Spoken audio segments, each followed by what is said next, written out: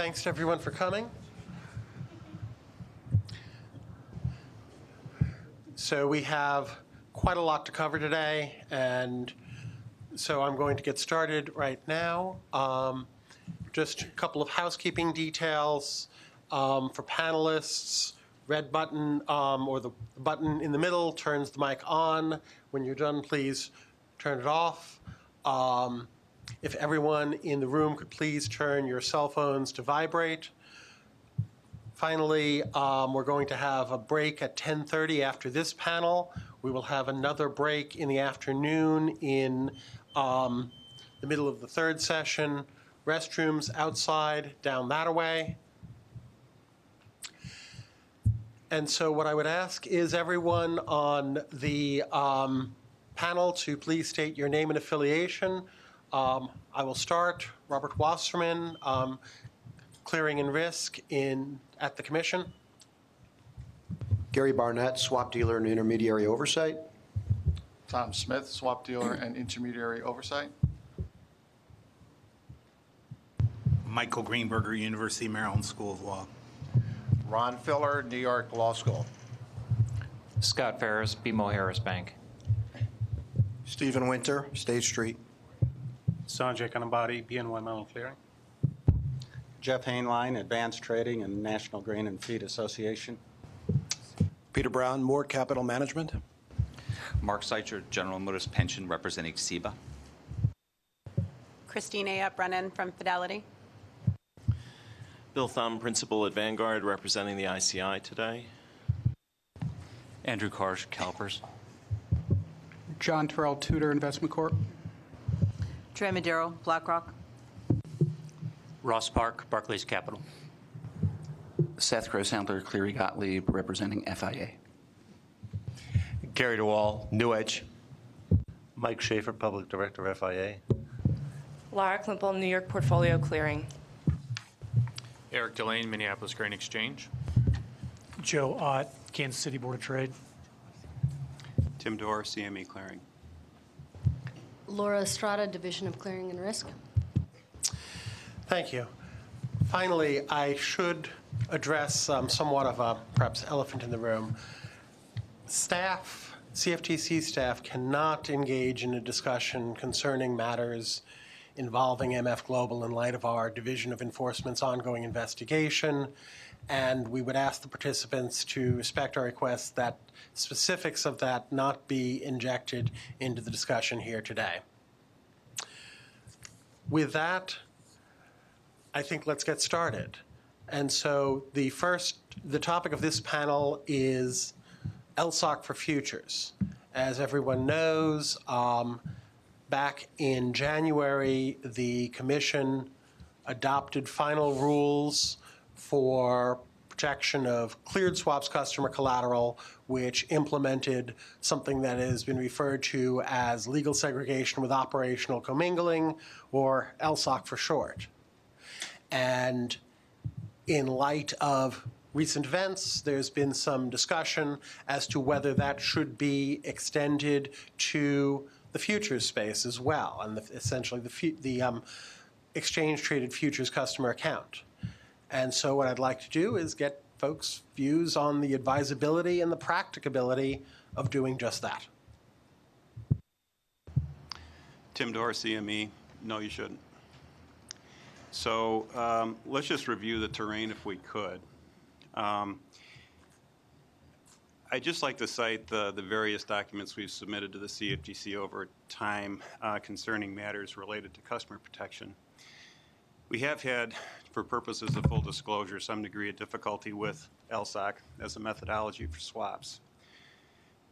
Most fundamentally, we are concerned about the legal basis upon which the CFTC seeks to implement LSOC for swaps. We're not quite sure what the reasoning is for why it'll work in bankruptcy. Now, going beyond that, though, there are a variety of risks that LSOC does leave open with respect to fellow customer risk. Foreign clients going through a foreign broker, which in turn clears as an omnibus account on the books of USFCM, will be treated as a single client. And so those foreign customers going through a foreign broker face fellow customer risk one to the other, it seems.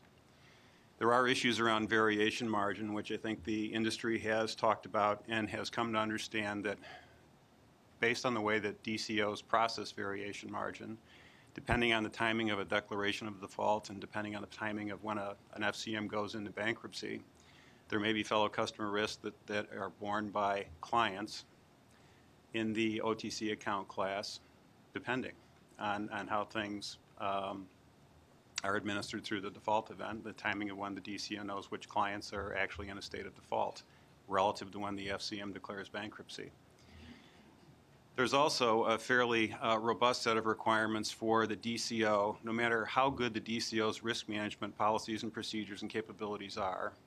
The DCO must use, in effect, the defaulting FCM's books and records to administer the default, the Portfolio of Rights and Obligations report, which is very ambiguously defined in the regulations, by the way. Now, given all of that, we are talking about LSOC for swaps. Now, let's just examine the current structure of the swaps market relative to the current structure of the futures market. Notwithstanding the potential future direction that the OTC swaps markets may take, today, I think we can probably say that there's a fairly discrete time frame in which swaps are transacted and submitted to DCOs for clearing, so that the idea that the Portfolio of Rights and Obligations report that the FCM submits to the DCO may be accurate in depicting the relative position exposures of individual clients. Futures, though, is a far different market. We, at least in LSOC, we have the ability to set accounts up with an eye towards how they can be optimized to meet LSOC requirements from an operational perspective. Futures account structures have grown from a far different place over time. We should note immediately that omnibus accounts will receive far different treatment under an LSOC methodology than they will under the existing futures methodology. An omnibus account loses its meaning, essentially, is my take, in an LSOC environment, as opposed to the meaning it has long taken on in a futures context. But new accounts come and go frequently. The timing with which the FCM will have to disclose information to the DCO relative to those accounts is, again, a question. Trading occurs on a 24/6 basis. Once trades are executed, post-execution give-ups occur with some degree of frequency. The idea that the Portfolio of Rights and Obligations report is going to be an accurate depiction of an individual firm's clients as of end-of-day processing is dubious, I think. The idea that FCMs can turn on a pin and submit the Portfolio of Rights and Obligations report frequently to a DCO over the course of any given processing day may come to work at some future point, but I don't think it will now. So in sum, what I would suggest is that the current state of the futures markets is far different than the current state of the market for cleared OTC swaps. I would urge that what the Commission do is reserve its judgment on the applicability of LSOC for futures until we have a chance to actually get our minds around what the implications are, particularly with respect to how defaults will be administered. It is not clear to us to all what the obligations of a DCO are realistically to determine which client defaulted if the settlement bank tells us that the firm is no good in its client origin, howsoever defined. With all that having been said, I hope I've just indicated there are a number of different concerns that we have. I'm anxious to hear what kinds of concerns the rest of the people have here today. And I would just urge that we do not rush to judgment that having a single customer protection standard in place for these diverse markets is wise. Contrasting views? Hi, it's Bill Thumb at Vanguard. It's my impression, just to counter that historically there's been little appreciation of the risks to margin presented by the futures model. As outside counsel, I often spoke to clients about fellow customer risk, and they were astonished that they had exposure to other clients of the FCMs. While they could try to mitigate FCM fraud and investment risk through due diligence, there was no way to assess and monitor fellow customer risk by each client. Prescient is the only way to describe the work of Bob Wasserman and his team in identifying the need to address fellow customer risk for cleared swaps. Many in the buy side in particular are grateful for his prescience and persistence in addressing a need few appreciated at the time. To make such a proposal when the futures model had functioned flawlessly in the Lehman crisis and to challenge existing well-established market infrastructure took considerable courage. I remember at the end of my first meeting with Bob and others in October 2010, I felt a bit like Oliver Twist at the breakfast table when I asked whether, once established for cleared swaps, could the benefits of LSOC be extended to futures. Bob's response at the time was, "We'll see." True to his word, and with market events now joining the momentum for change, I'm pleased that just 3 weeks from LSOC, the publication of the LSOC rule, final rule, we're here to discuss the merit of enhancing protection for futures. Why is this so compelling? One word: portability. The many enhancements of LSOC are designed to facilitate the consistent, expedited, and efficient porting of trades from a defaulting FCM. Firstly, margin is segregated from both the FCM and from the defaulting client. No longer must one customer's shortfalls be met by another customer's assets. Secondly, FCM record keeping must be shared with DCOs daily, both providing the DCO with full transparency as to FCM clients, positions, and margin, and mandating the discipline of the FCM to maintain robust, accurate, and current records. Thirdly, customer margin levels are more truly reflect actual risk presented by their credit and trades, with FCMs and DCOs no longer relying on mutualized risk assessments. What arguments could counter such a change? That loss mutualization related to fellow customer risk has never occurred in the futures market? While MF Global appears not to have involved fellow customer risk, it is a counterproof argument for enhancing FCM record keeping and transparency. Consider how grateful MF Global's customers would have been if MF Global was required to provide the clearinghouse with daily records identifying customers, positions, and margin holders, as is now required under LSOC's Rule 2211C, and if the clearinghouse would take appropriate steps to confirm such information is accurate and complete and provided on a timely basis in accordance with LSOC Rule 2211E. For these reasons and others, we support the extension of the LSOC model to the futures market.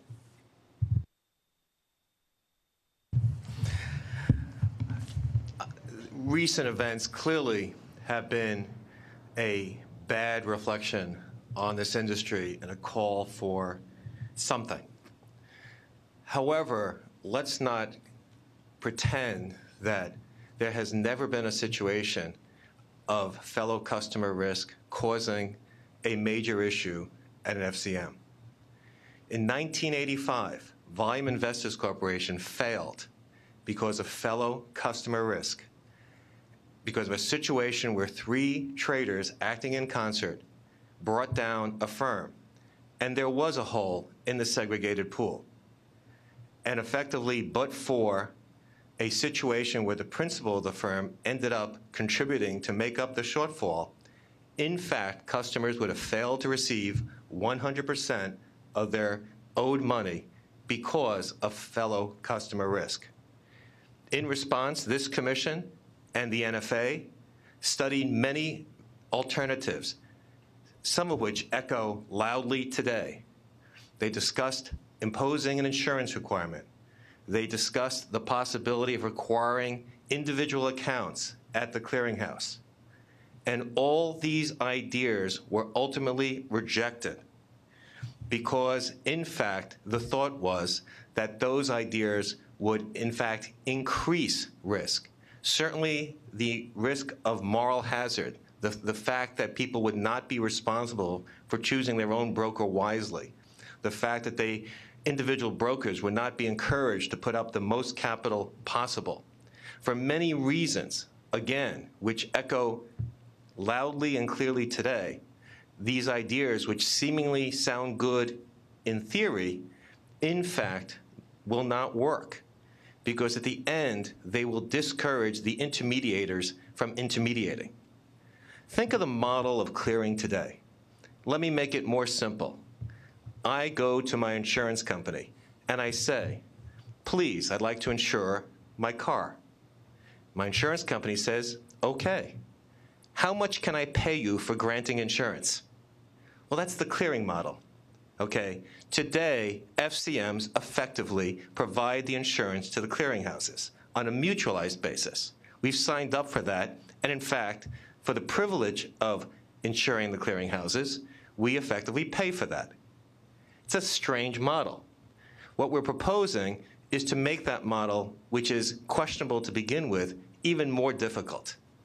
We're trying to extend the mutualization to not only ensure the clearinghouses, but all our fellow members.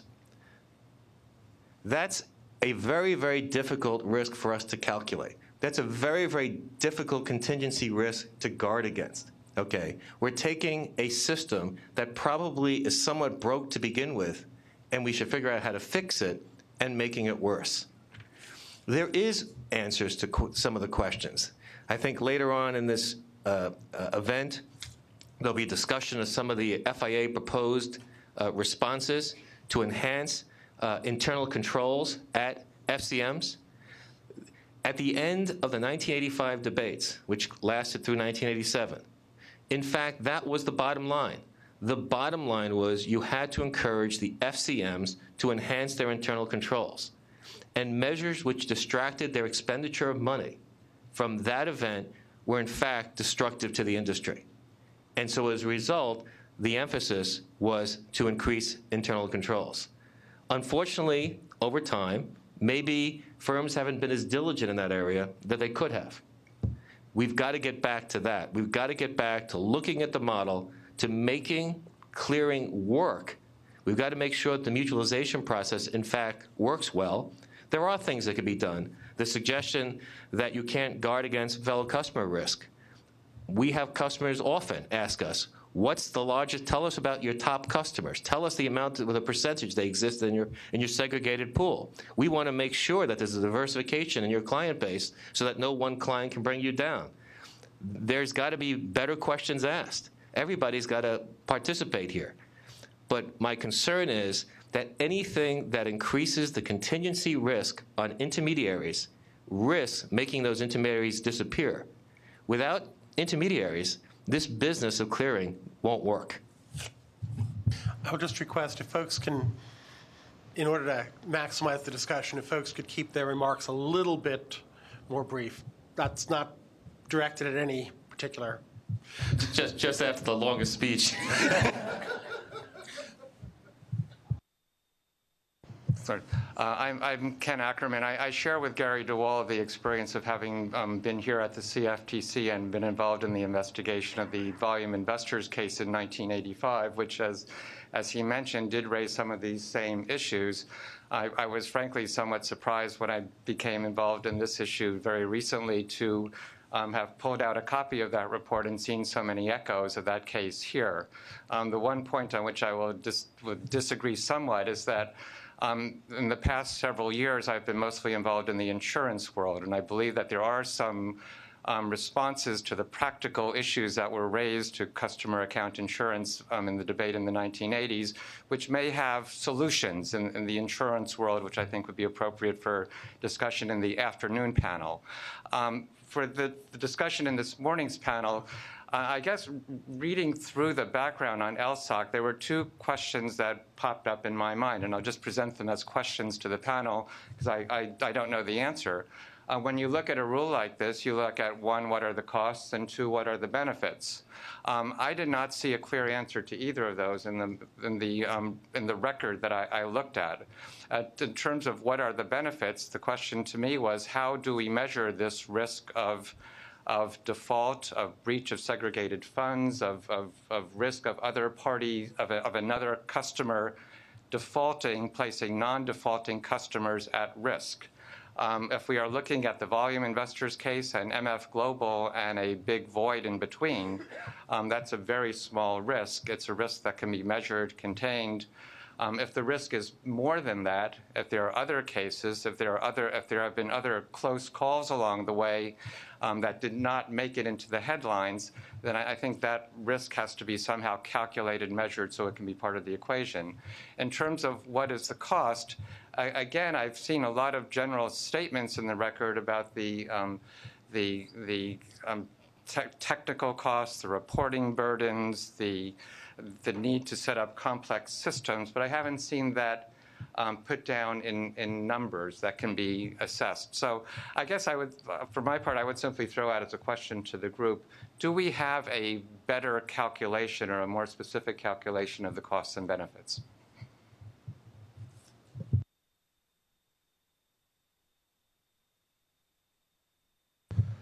Thank you.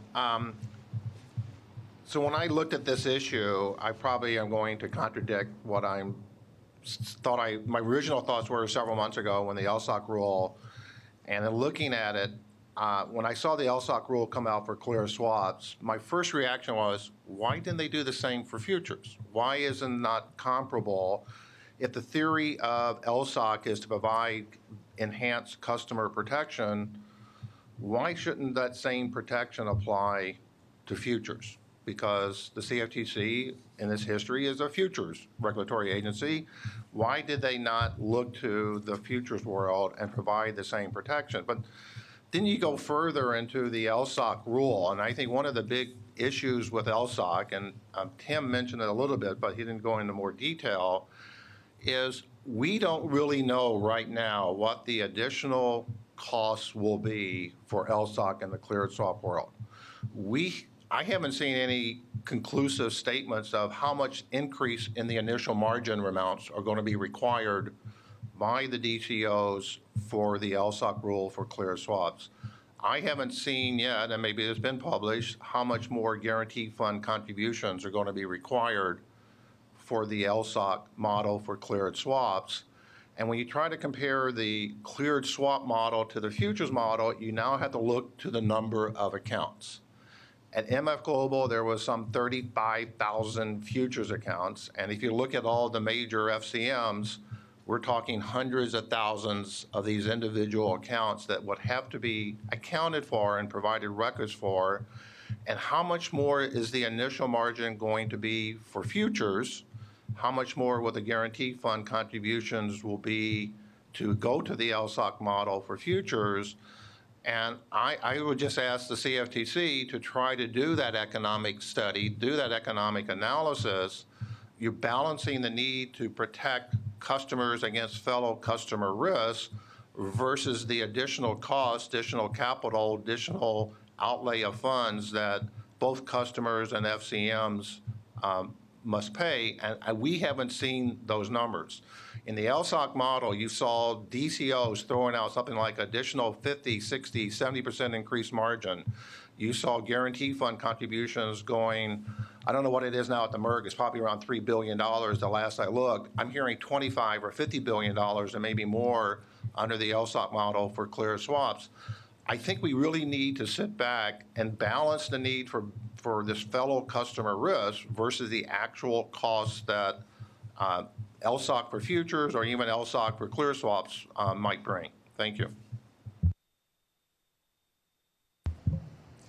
In the event of a customer clearing member default, DCOs need to be able to act immediately in order to address the steps that need to be taken to mitigate the risk associated with the default. Under the current regulations, once a customer account becomes under margin, that customer has 5 business days to meet that call. The 5 business days consist of, on day 1, the account becomes under margin. Day 2, the account is called for margin. Day 3 is the first day the call's outstanding. Day 4, the second day the call's outstanding. Day 5, the third day the call's outstanding. As a DCO, we cannot wait 5 business days to see whether or not that call is met or not. DCOs need to be able to act immediately, again, to address the risk associated with the default. And they need to do this immediately in order to preserve not only the capital of the DCO, but as well as the capital of the other clearing members. Under our current default rules, if there's a clearing member default, currently we're allowed to apply the defaulting clearing members' margin deposits as well as guarantee deposits that are on deposit. Under the LSOC rules, this will greatly restrict the amount of our default package. The LSOC model only allows for the defaulting customer collateral to be used in the in the default package. As a result of this restriction in our default package, DCOs will have to substantially increase their security deposits in order to have some available funds to tackle a default. And we think this may have an adverse effect on members, remaining as clearing members, if we have to raise our security deposits drastically.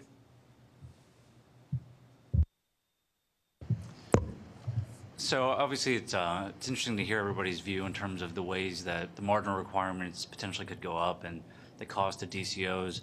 So as a customer of the futures clearing market and the DCOs and the brokers and the banks, one of the things that we look at is, and to the points raised earlier, is what is a fellow customer risk? What are we paying for that? How are we being compensated for the risk that we as an institution that's unlevered are taking on behalf of other clients in the market? And so, I think that the thing that we are contemplating and concerned about is, to be frank, some of the questions that are being raised about margin increases and how that's going to affect businesses.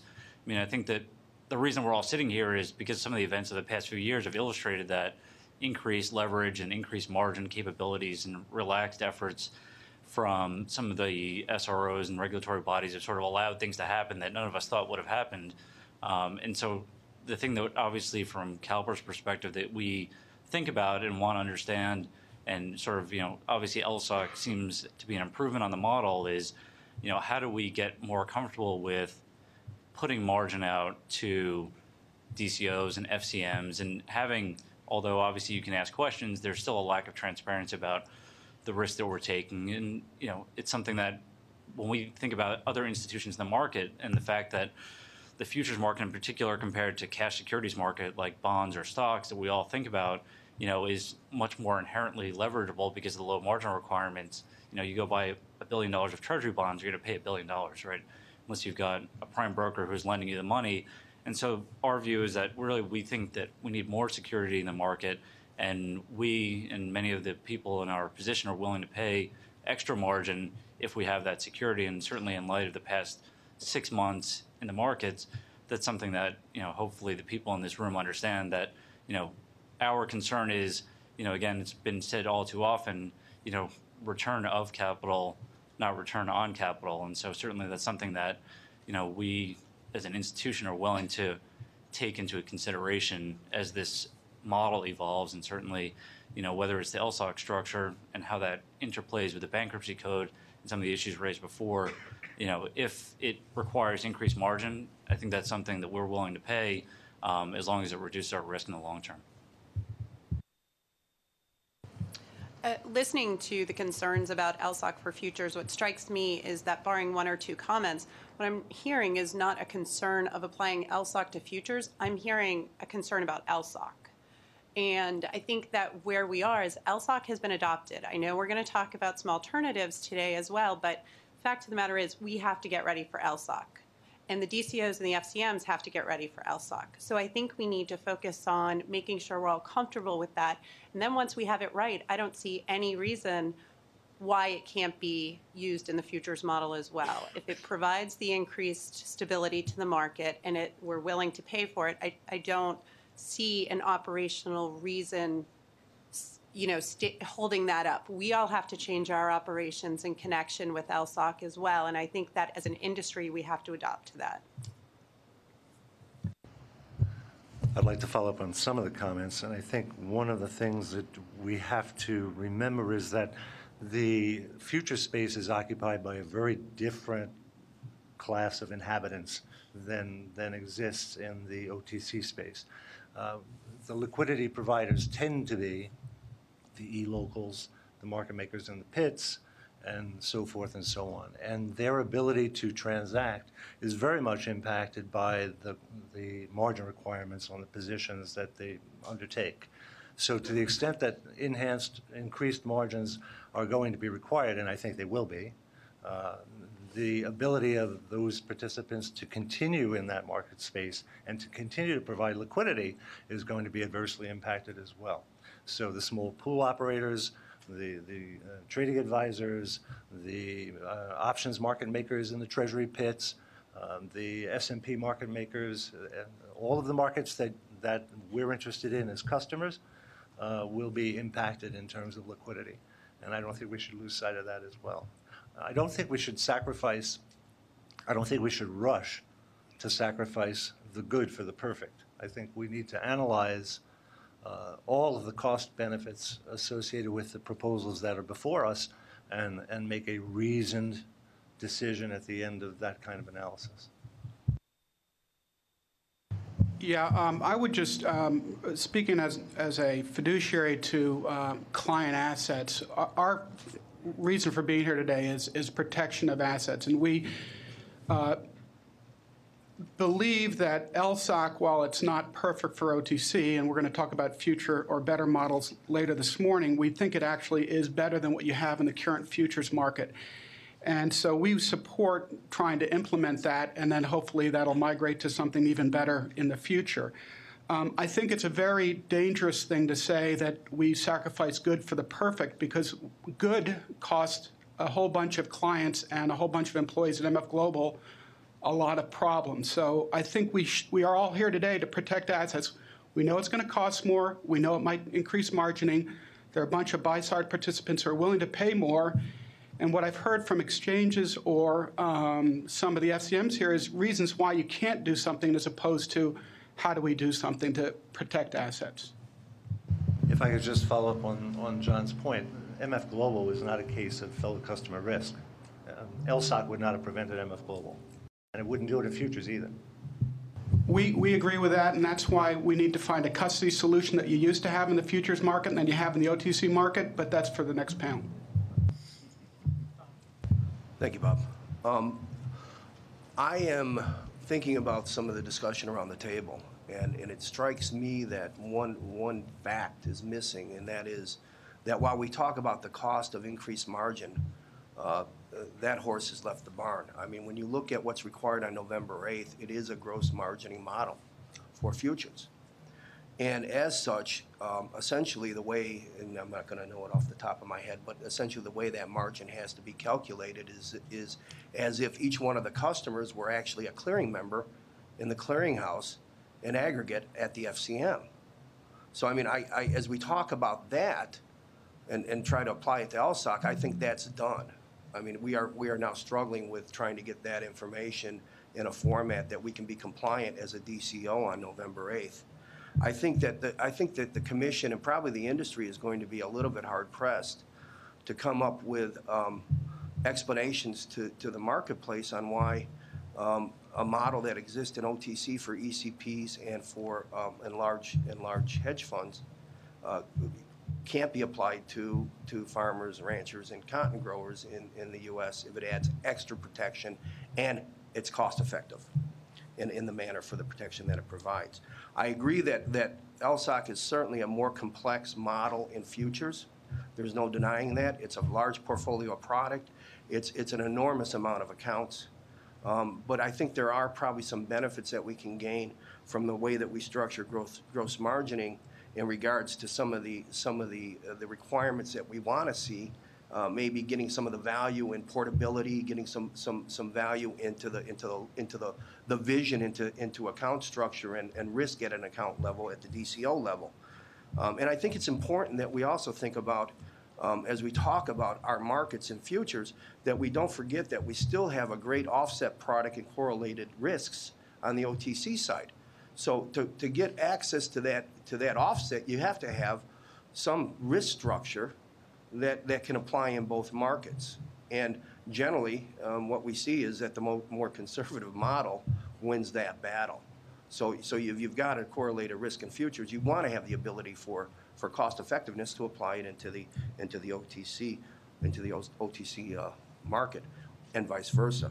And finally, I mean, I agree with everything that's been said here on essentially the moral hazard and the impact to the FCM model. I mean, that's something that we have to look at hard to make sure that we don't do anything that will adversely affect what I call one of our key risk management waterfalls, and that's our FCMs, who are here every day presenting their capital, putting their risk management, and applying the distribution into our markets with the knowledge of their customers for the betterment of our risk management model on a whole.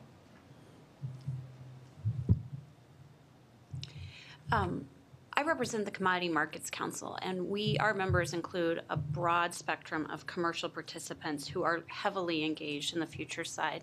And I've really appreciated hearing all of the comments today, and I would just like to add that I think we just need to be careful. What we hear internally amongst our members is a deep conversation about the model that exists today in the future space. But there is also significant reservation about implementing a structural change without a deeper conversation, not only about direct costs, which is what we've been talking about today, but the indirect costs and the impacts to the markets and innovation and tools that these folks will have access to manage their business risk.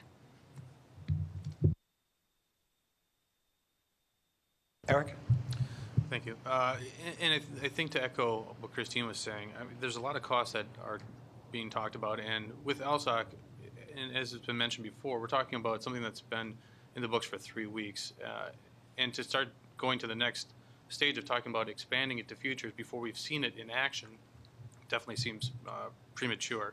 And Tim and other people have talked quite a bit about the costs and things like that. And I understand there's people from the buy side here. But there's a lot of people from the sell side, and when we start looking at the smaller entities that trade in the futures, and again, we're talking thousands of accounts, I think we need to take our time and make sure that it's going to work on a futures model as opposed to just looking at how it may work for a swaps model that's being relatively built from the ground up as opposed to a dramatic shift to things that are already in play. And if I could make just one additional request, if folks could state your name at the beginning of your remarks, so that because there's some folks on the phone who are listening in. Anyone else? Mark Seitzer, representing CEBA. Just to follow on the last panelist's comments, certainly CEBA members unequivocally support any additional protections for clients, including ourselves, in the futures market, certainly including but not limited to fellow customer risk. And we, of course, would be supportive of an LSOC implementation that would fully address fellow customer concerns, risk concerns. That said, notwithstanding our support for those additional protections in the futures markets, we would urge the Commission to very carefully consider bandwidth issues for FCMs and DCOs if we were to go forward in a short to medium term time frame with implementing a version of LSOC in the futures markets. Let's consider the fact that by and large it's the same FCMs, and in some cases it's the same DCOs that from the swap market that are going to be tackling a Herculean task in getting themselves ready for the swap clearing mandate. In particular, there are tens, if not hundreds of thousands of legal documents to be executed, myriad changes in systems and operations, risk management and compliance procedures, reporting, etc. In essence, we would ask that from a prioritization standpoint that we ensure that FCMs, DCOs, and other market participants are ready for the clearing mandate before tackling a legitimate but perhaps a problem of lesser importance in the futures markets. Lara Klimpel. I agree with a lot of what Tom and Eric and others have said in terms of the cost-benefit analysis and the need to do it carefully. One other issue that the Commission should take into consideration are the changes that LSOC would require to the new rules that the Commission has just promulgated for DCOs that we're building out to right now for May. In particular, the stress and back testing requirements that the DCOs have to come into compliance with by May require stress and back testing at the customer omnibus level as opposed to the individual underlying customer level.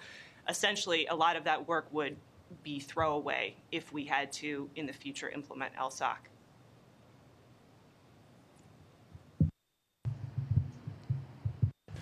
Seth Gross-Handler. Other things to think about that need to be done for existing LSOC.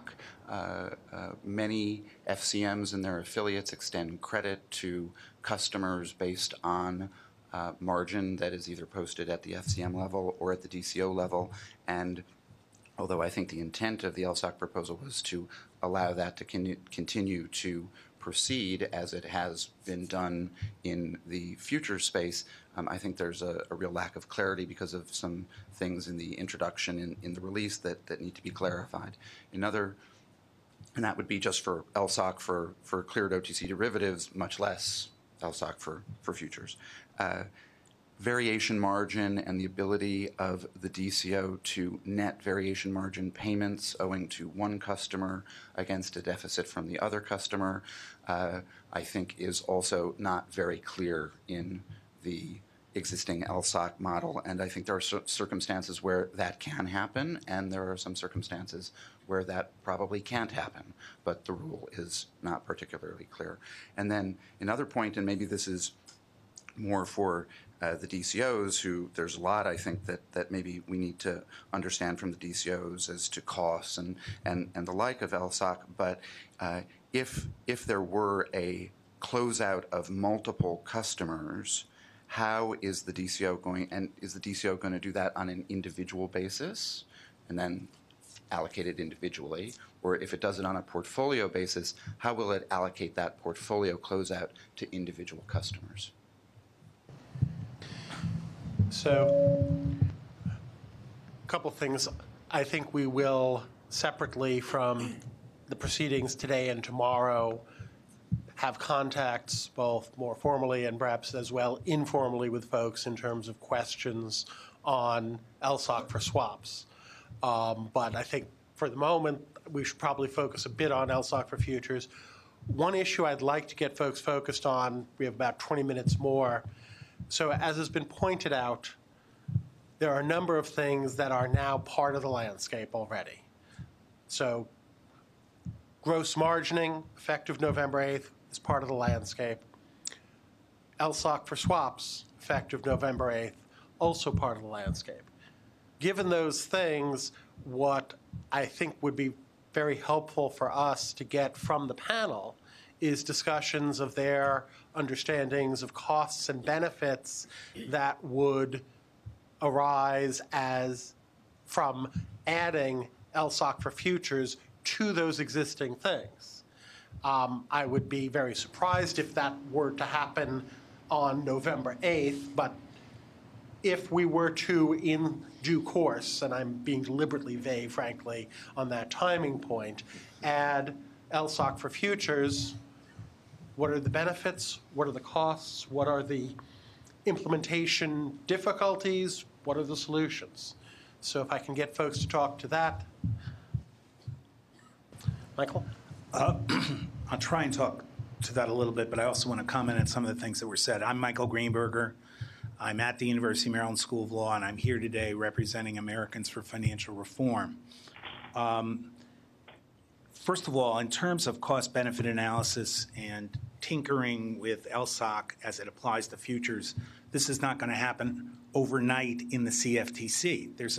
I would assume that if there isn't a concept release, there will be a notice of proposed rulemaking, a proposed rule. In that effort, it will be more than just the people sitting at this table who will have a lot of things to say about this, both as to the substance of LSOC for futures and as to the cost benefits. One thing people should keep in the back of their mind is we may not have the luxury of waiting forever to come up with something to appease the great unhappiness with middle-class America here, farmers, ranchers, heating oil dealers, petroleum marketers, who have been substantially and seriously hurt and are angry about the situation as it exists. I think the good versus perfect analogy, I think as a political matter, getting people to say that the present system is good, whether that's right or wrong as a rational matter, I think is a political matter. Not a lot of people are going to run around on either the Republicans or the Democrats saying the present system is good. They're real people who've lost money that put them in terrorem in terms of the way they live their lives. And as Ron said, when you look at LSOC for futures, his initial instinct was, well, why not LSOC for swaps? why not LSOC for futures? I think that's going to be a mantra that's going to be heard in the halls of Congress. If this is good enough to protect the buy side in the swaps market, why isn't it good enough to protect people who, frankly, are abandoning in too large numbers the futures market? If anything, whatever the protections are, it is right now more to get protections for customers in the futures market than it is in the swap market. The swap market went on for years without segregation concerns by the buy side, and now they've got it. But what I haven't looked at the most recent statistics, but trading in conventional futures, people who are hedging business exposure is down. People are aggravated. There are obviously going to be follow-on indictments, subpoenas, investigations. That is going to increase the bad publicity that the futures market has. So my view is that I think that the LSOC for futures idea is certainly one that is worthy of more detailed comment. It is instinctively something that politicians are going to want to know. I think there were even questions raised when LSOC for swaps was passed about why there isn't the same. Now, that comment may have come, why don't we have the futures model apply to swaps and have one uniform model? But I think the reverse argument is going to be much more handy. And in terms of the economic analysis, that can be done. It could be done very, very quickly. People who are at this table who might be adversely affected by LSOC for futures, if they had to, could get economic analysis done, I believe, on a relatively quick basis. But the point here is, and what I worry on cost-benefit analysis is too much looks to the cost of the further regulation and too little to the benefit. You see from the supply side here, they are prepared to pay more to have better security. I think the question needs to be asked, but my instinctive view is that on the future side, the people who are now worried about losing the capital that is owed them are willing to pay more to have that kind of protection. Now, I don't know what that would mean on the margin. I'm very sensitive to the fact that the commercial hedging and the margin that's used is in the form of an insurance policy. And if you raise that margin too much, yes, you may drive people from the hedging. But my point right now is people are being driven from hedging from their fear of a system that broke down. And by the way, it's not just MF that we're talking about. There's now a major lawsuit in Southern District of New York with Miami Children's Hospital and others suing with regard to the REFCO failure and their claim that segregated funds were not properly given to them as a massive class action in the Southern District of New York. I know that people thought REFCO worked out well. You should check the complaint in that case. I just wanted to jump in with a couple thoughts on the costs and benefits. Bill, if you could, your name. Sure, it's Bill Thumb from Vanguard. So in terms of the costs, obviously there's infrastructure build-out and costs associated with it. Mark went through the list very well, and it was great to hear Bob say that while it may be contemplated, it's unlikely that LSOC would apply to the futures model ahead of November 8th. So there would certainly be time allocated to achieve that infrastructure enhancement. The interesting thing is that the infrastructure enhancement has to happen in any event for the cleared swaps market. So some of the same entities that have to make those changes will already have to be doing it for the cleared swaps market. In terms of heightened margin, I think that it's a very hard argument to make that it's going to be challenging for DCOs or FCMs to contemplate having to look at individual clients and understand that they don't have adequate margin to cover the risk. We, on the buy side, certainly at Vanguard, view it as you should pay your own freight. And the risk that you present to the system, you should be accountable for in terms of the margin that you're required to pony up. Certainly for some clients, margin may actually be less, or certainly less than it will be for other clients. market participants such as Vanguard that have a very conservative approach to investing and present other risk mitigating factors in terms of their strategies may indeed have a more appropriate approach to margin applied to them than certain hedge funds that present heightened risk in terms of their strategies and trading approach. So we really feel that it's pay your own freight. If you present the risk to the system, be prepared to put the margin up or not participate. In terms of the benefits, the one benefit that I didn't mention is certainly portfolio margining and the ability to look across the cleared swaps market and the futures market to see what benefits can happen in terms of trading offsets and margin efficiencies. So that's another major benefit if we could have both the margin approach for cleared swaps aligned with a margin approach for futures. Hi, Sanjay Kanambadi. I absolutely agree with Bill on that last part because cross-margining of assets, as they take off and progress, we need to make sure that the asset protection on both sides of the equation, whether it's futures or swaps, are well aligned and harmonized. Otherwise, you'll have a regime or an account type that has a different asset protection versus the other. I should just, on that last point, I should observe the way we set things up in the cleared swaps customer collateral rulemaking is essentially if there is under 4D, you bring futures into the swaps account, they would then be treated in accordance with the swaps account rules. On the other hand, if you were to take swaps and put them into the futures account, they would be treated in accordance with the futures account rules. So the possibility then of cross-margining is there now, and it would then follow the rules of whichever account the positions are being brought into.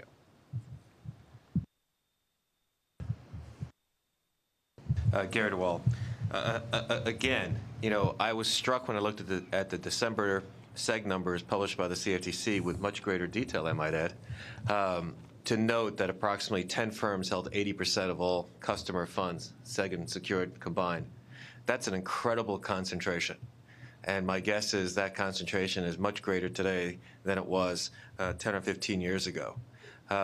Yes, I mean, I hear what the good buy-side people and Mike are saying about this issue, and yes, there are things that need to be done. The system clearly needs to be fixed somehow. My concern, again, is, certainly what I'm reading and certainly what I'm seeing and certainly what I'm feeling is that internal controls need to be enhanced, disclosure needs to be enhanced. I'm concerned about making modifications broad-based to a system that has lots of unknowns, but moreover increases the risk that the individual FCMs are going to be underwriting. It may seem very theoretical, it may seem very not real, but it is real. And the proof is in the pudding. The number of FCMs out there that are holding the large amount of customer funds is diminishing. And we've got to take note of that. Peter Brown, More Capital. In terms of costs, I think the FIA issued some recommendations last night. I was a little bleary when I was reading them, but I think those are easily achievable. I think low cost. Another key recommendation, which we didn't see there explicitly, is how does the pool of segregated funds, remain protected at all times in terms of the FCM's ability to dip into those funds. The CFTC issued a few questions for this panel, maybe later today, about whether regulatory authority at some level needs to have some role in ensuring those pooled assets are always intact, that the residual interest of the FCM is monitored or potentially even approved in terms of release of those assets back to the FCM. So, a key concern for us, and the comment was made that LSOC, whether it's futures or cleared swaps, doesn't protect customers from an MF Global type of misappropriation risk. The key concern for us is how does the customer pool, what better protections can be implemented to ensure that it's there at all times, whether it's additional regulatory oversight of that pool, whether the DSROs need to have a stronger role in, having, insight into that pool in real time, and whether there's a role for them in terms of approving return of residual interest. We think that's a critical aspect of all this that is far and away the most important factor to get right, whether it's futures, swaps, or anything else. Another food for thought for the panel and for the commission staff as they consider this issue, and carry on just a little bit more what Gary just said, and one issue that has not been raised, and to me it's a big issue that could have a tremendous impact on the risk of this industry, and that's the net capital requirements for FCMs. So in the LSOC rule, when you adopted it for clear swaps, I think I'm correct in this statement, the CFTC estimated that the margin would be somewhere in the $800 billion range, and that a lot of the DCOs thought it'd be another 50% or more increase. So we're up to $1.2 trillion. I've heard $2 trillion in margin for the cleared swap world, and the extra 50% was caused by the LSOC rule, and you have to apply this 8% capital requirement. The guarantee funds requirement by FCMs are going to be increased dramatically with the LSOC rule for cleared swaps, and I assume the same would be true. And any contributions for the guaranteed fund contributions don't count as good capital for purposes of 1.17. And if we start applying this to the futures world and there's going to be additional capital requirements, just to talk about what Gary just said, there's not enough capital among the FCM community today for 3 or 4 or 5 of these are going to be concentrated in that type of a group. And given all the other capital requirements under Basel III and all the things that the Fed is considering, I am very concerned that as we raise these margin levels, we raise these guaranteed fund contributions, unless the Commission is also willing to revise or look at the net capital rules, I'm not sure there's enough FCM's capital out there to play the game going forward.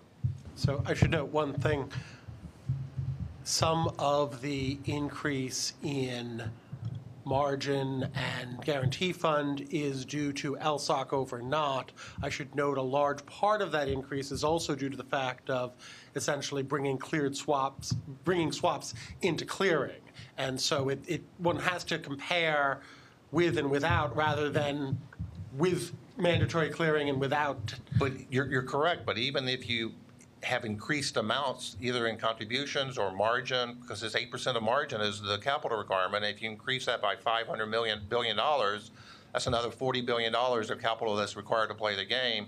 I'm just worried that there's not enough capital among the FCMs to play this game going forward. And are we not concentrating, as Gary just mentioned, the risks of the system among a small number of FCMs going forward? Okay. Michael? Yeah, I mean, whenever you add up the costs of these systems, you've got to look at the benefits. I mean, the overall cost of clearing swaps and segregating swaps must be measured against the trillions of dollars taxpayers paid for a system that didn't have those protections. And it's just to make these systems viable, because if they break down again, all hell will break loose. To make these systems viable, there will be a regulatory cost. And the figures you raise in the trillions, I mean, the notional value of the regulated futures market is been pronounced by the CFTC to be 40 trillion. The notional value of the swaps market worldwide is 800 trillion. The CFTC has been using the figure of 300 trillion. There's a tremendous push to open the clearing up for more members to be part of clearing for swaps. It's going to be, as I see it, a very profitable endeavor. And I think the problems with concentration in the FCMs is not so much the inability to raise capital to be an FCM, but the anti-competitive structure of clearing facilities, which hopefully will be remedied by membership requirements and capital requirements by the CFTC. But, you know, this is a profitable, good business. The clearing facilities have done well. And if they need to raise more money to protect not only the customers, but the systemic functioning of the worldwide economy, I think the business is good enough that they can raise that money with the appropriate business plans And we're certainly seeing at least that the wealthy buy side is prepared to pay their fair share to keep this system afloat. Okay, well, we've run Sorry, out of Bob, time. just, okay, right under the wire, Tim Dorr, CME. I'm sorry, Steve. Look, generally speaking, as has been noted, LSOC for swaps is going in. As a DCO, we will conform our policies and procedures and risk management to administer to LSOC requirements, of course.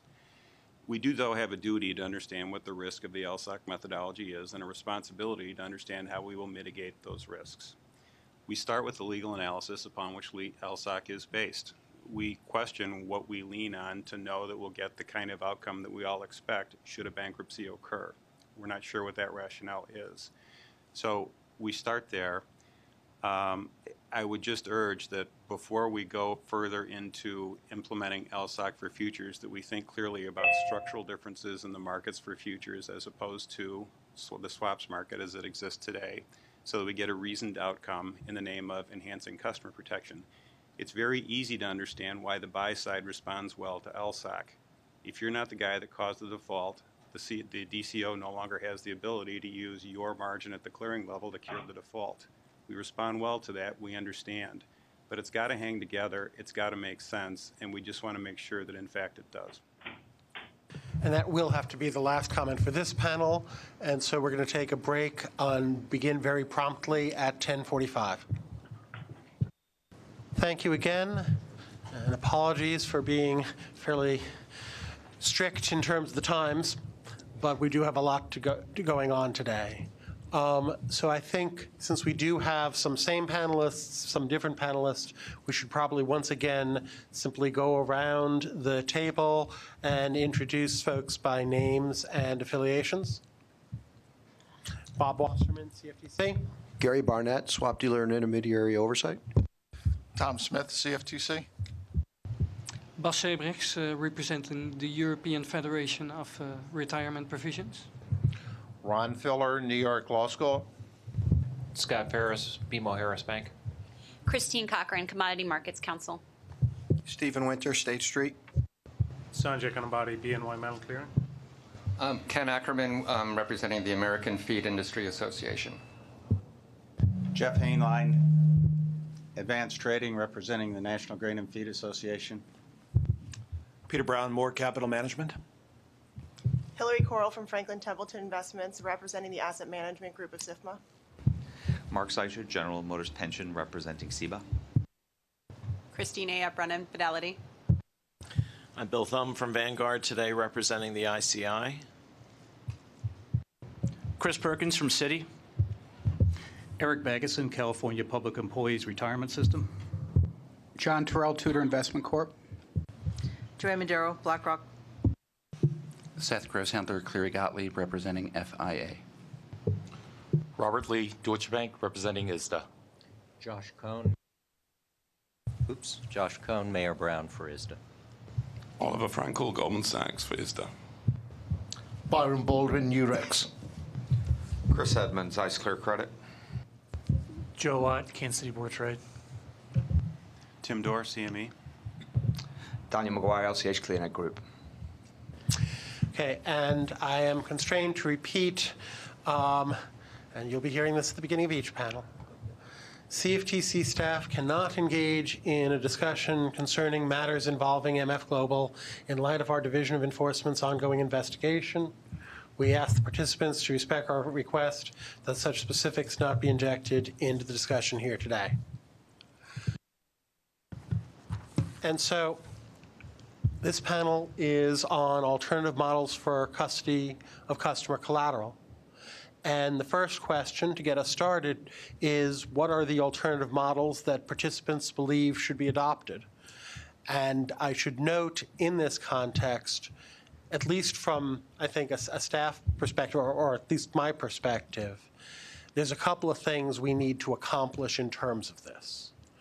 Number one, it has to work within the construct of the bankruptcy code, and particularly 766H, which mandates ratable distribution of customer property. Second, it seems to me, is we need to find models that meet the vital interests of all of the stakeholders. And that includes the buy side, it includes the firms, it includes the clearing organizations, it includes the depositories. And so we need to figure out something that really does work for everyone. So with that, is there anyone who'd like to get us started?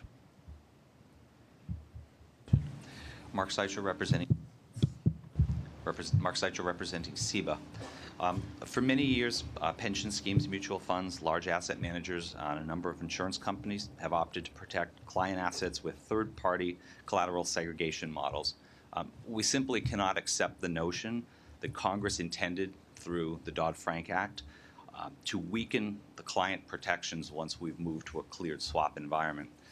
Hence, we've worked very closely with the CME to develop a model where we believe that the requirements, Bob, that you've laid out have been addressed or will be addressed in certain cases, and furthermore that three of the most important protections that we are afforded today would remain in a new regime. And those three are that the client would be ultimately shielded from an FCM bankruptcy or insolvency, that an independent third party would maintain records and the client would have full transparency regarding the assets posted, and thirdly, that the collateral is maintained exclusively to secure clients' obligations and remains safe from misuse by the FCM. To the extent possible in terms of setting up the objectives of this model, and we could call it the CEBA CME model, but the essence of it is it's an individual segregation account where we as the client become, in essence, not a customer of the FCM, but instead we have a special clearing status that we've termed a guaranteed clearing participant. And in essence, the objectives that we've attempted to achieve are the following. To the extent possible, we've maintained the current operational structure, substituting in a certain operational sense the client for the FCM regarding the DCO settlement bank operations. Second, we've prevented the margin from being classified as customer property of the FCM. Thirdly, third-party controls and reporting over margin have been maintained as we have in the current structure. And lastly, we believe that this model does not conflict and does not supersede in any way other models that can exist side by side with the CEBA CME model.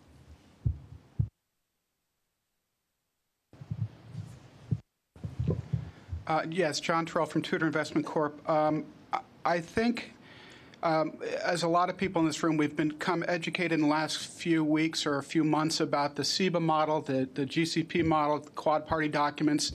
And, you know, we are very encouraged as an asset manager that there are potentially a few different solutions that actually truly protect client assets segregated in a custody account or some kind of arrangement that we currently enjoy under OTC trading that is not enjoyed under the futures model. So we're very enthusiastic about that.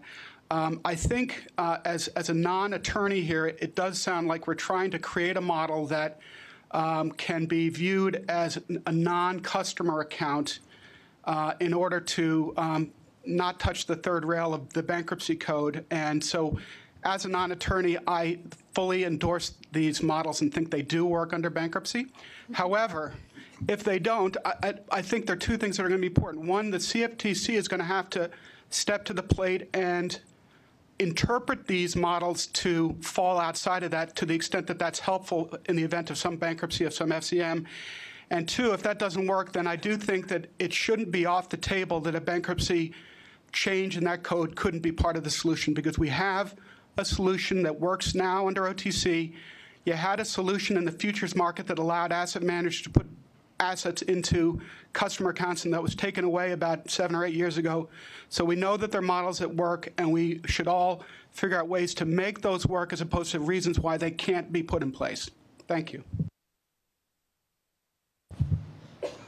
Byron Baldwin, Eurex. I guess from last August, Eurex introduced an individual client asset protection for listed by way of double title transfer. So it meets the needs of the clearing member, seeing the collateral that's been sent from the buy side. That's kept at Eurex clearing in a total segregated account. So that gives protection. The aim from Eurex will be to introduce that individual client asset protection in the US to meet US jurisdiction, and that gives the buy side complete segregation in the event of an FCM default.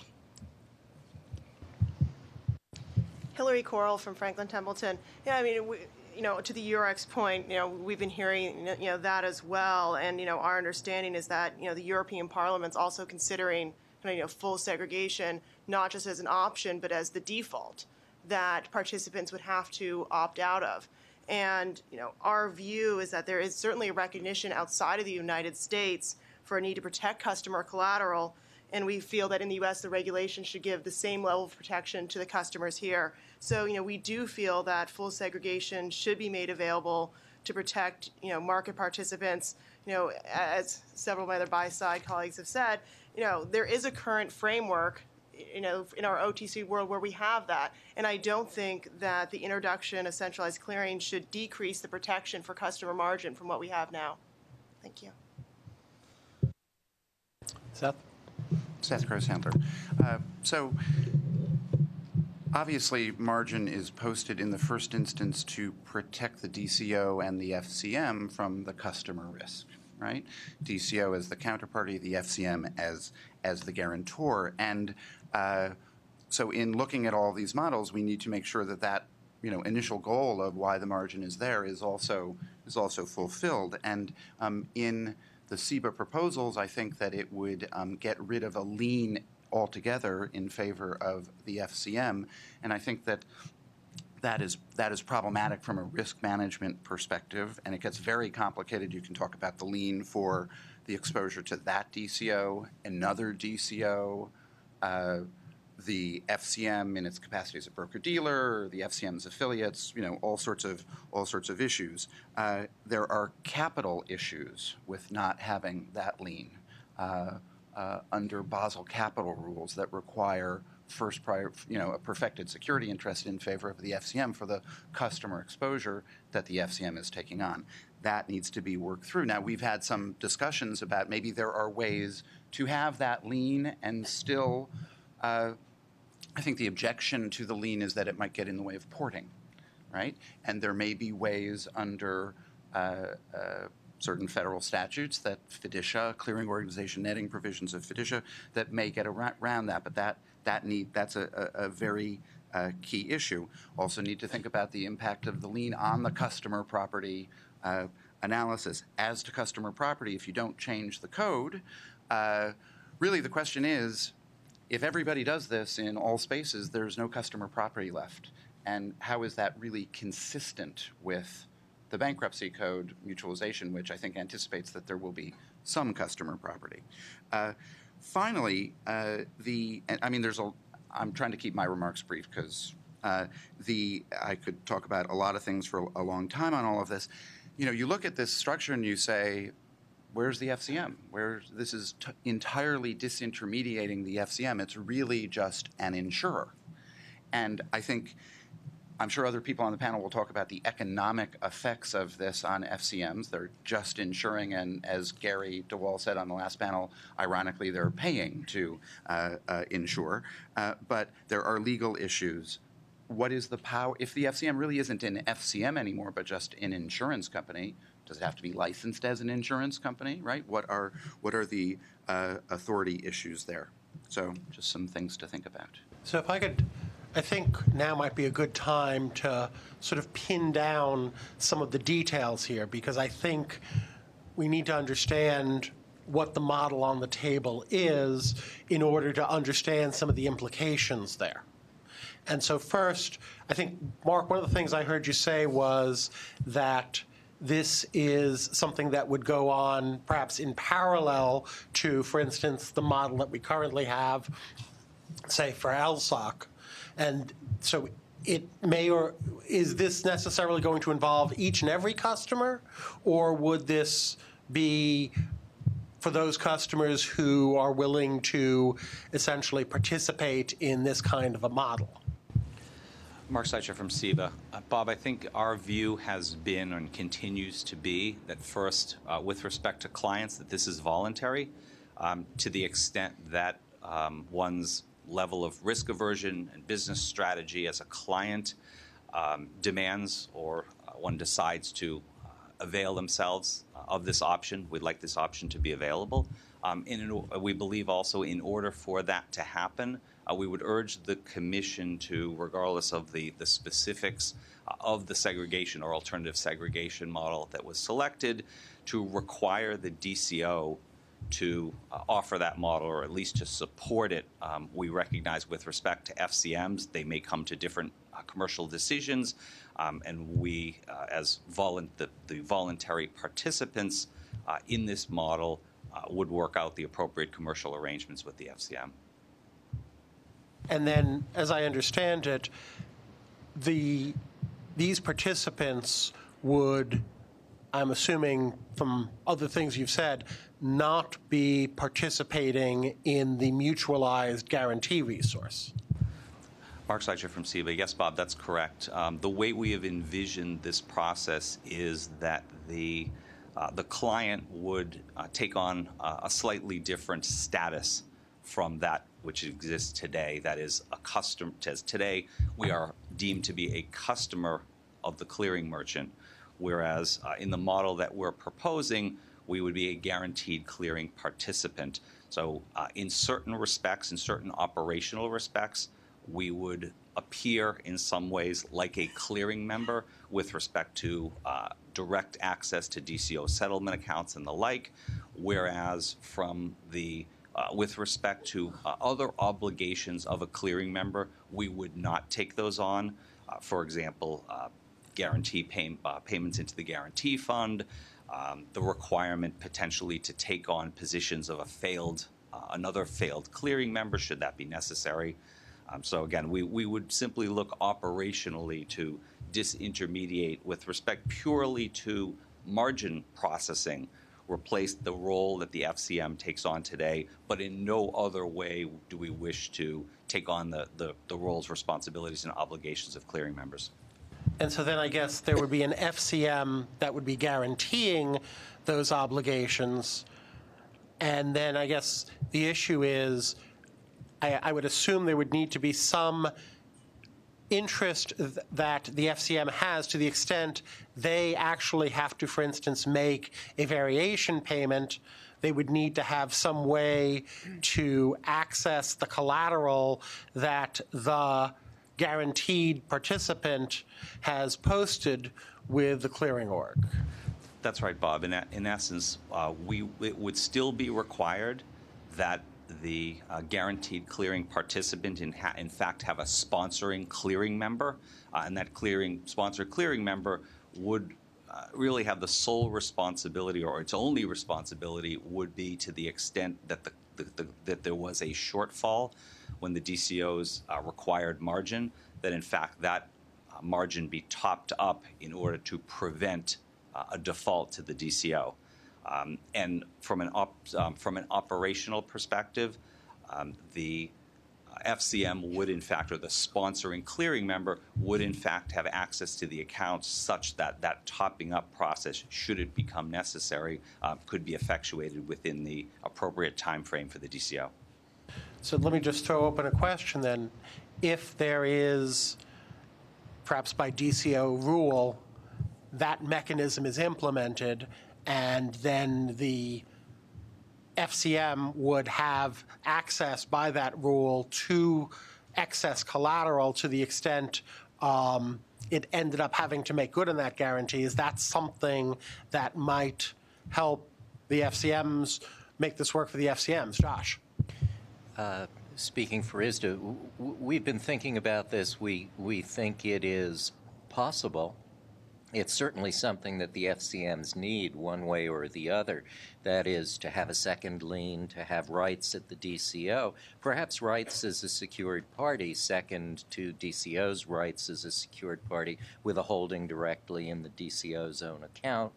There are other options one could consider, like a mini-seg account at the FCM, where the FCM had a first lien.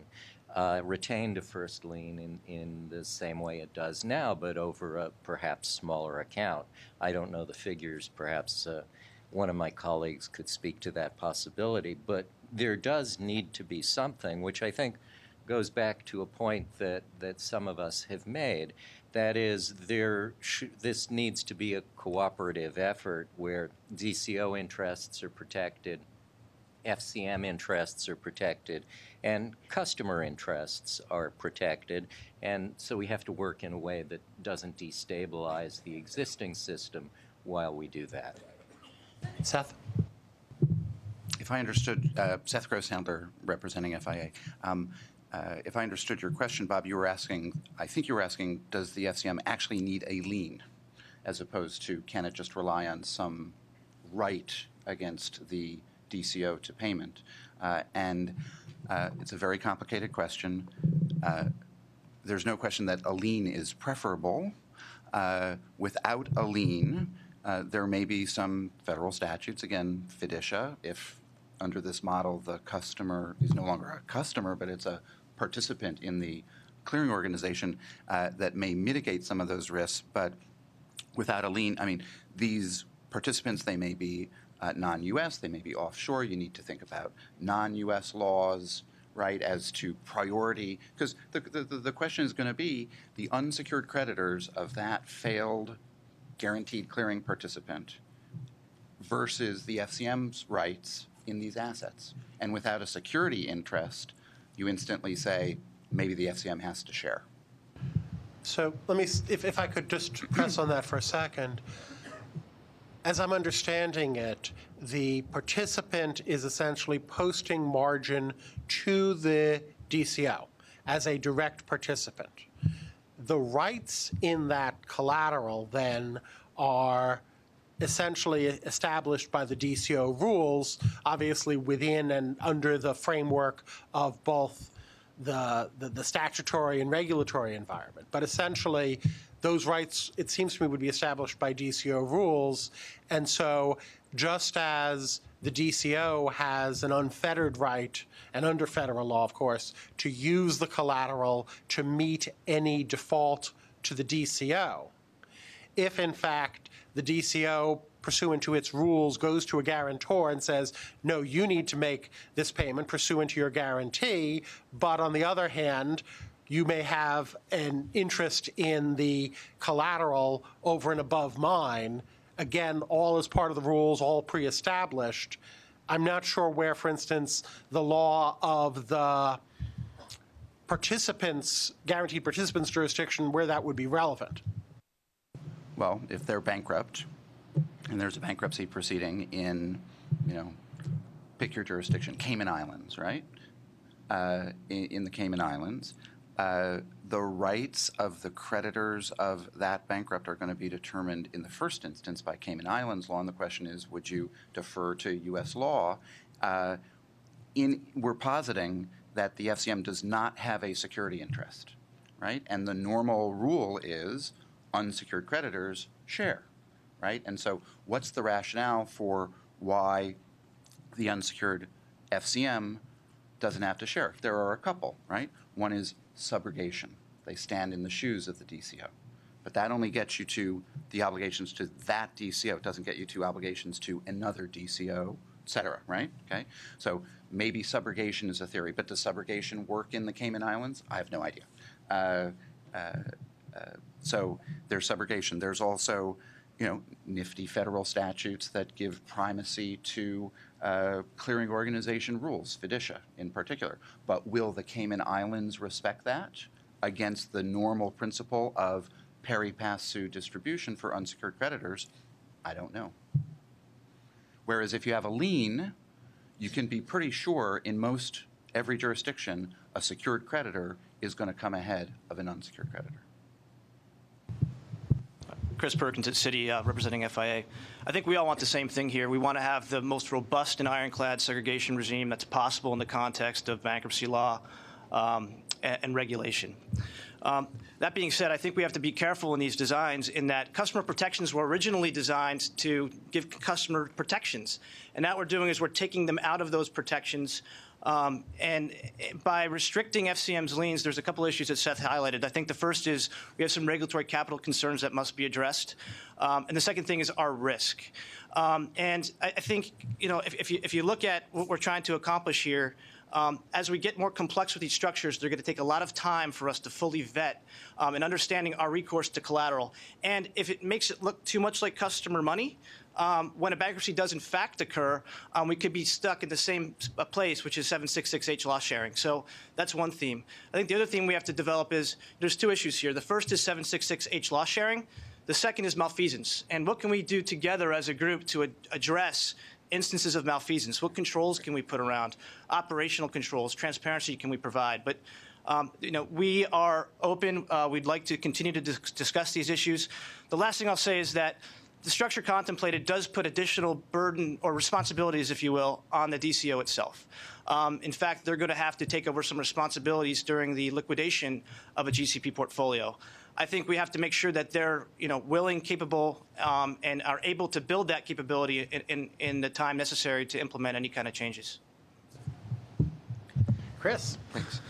So I want to ask Mark a question first. For the responsibilities that you put out there that would be outside the GCP's set of what you're signing up for, is it your anticipation that you're guaranteeing FCM at that point in time, or whoever is sponsoring you into the clearinghouse, would fulfill those responsibilities? Are you anticipating that the DCO either wouldn't have access to those types of responsibilities, or would need to find some other way to cover that? I apologize. I'm not sure I understand the question. Okay. You don't want to be on the hook if their positions are allocated at the end of a waterfall. You don't want to make guarantee fund contributions. I think were the two that you raised as two examples of responsibilities that GCP would not have in this structure, right? Are you anticipating the DCOs not having those resources available to it, or that your sponsoring FCM would cover that as part of the relationship you would have with the FCM? I think it could be either of the latter two, but in essence, it would not be a guaranteed clearing participant's responsibilities. So at the end of the day, as long as it's not you doing it, you don't care to kind of shorten it? Well, we care deeply about systemic risk and appropriate and proper operation, but from purely our own self-interest, we are not concerned as long as, in essence, what is devised, the system works under that regime. Okay. And Bob, a question to you, and as you understand this and we begin to work through it, it seems to me that there's a slight conflict that we would have to exempt under your line of questioning earlier around the rule, if the DCO had a rule around some of this, that we may have to, as a DCO, provided that we could get comfortable with such a structure, that we would have to file, I'm guessing, for an exemption to make sure FCMs in this case are not collecting more than DCO minimums as part of the new promulgated rules? So, as I understand the model, and I probably should, now is a really good time to mention the other disclaimer, which is, of course, that anything that I say does not necessarily represent the views of the staff, the commission, or even myself if one of my bosses tells me to change my mind. On behalf of the industry, we're happy to hold you accountable. We know how difficult that is. And so, in this model, it seems to me, that's part of where there would not be a customer relationship. Essentially, and it strikes me that for a number of reasons, and again, I will reiterate my disclaimer, but it strikes me for a number of reasons that on the one hand, you do need somebody stepping up to those responsibilities. We need to balance off the risks to the DCO.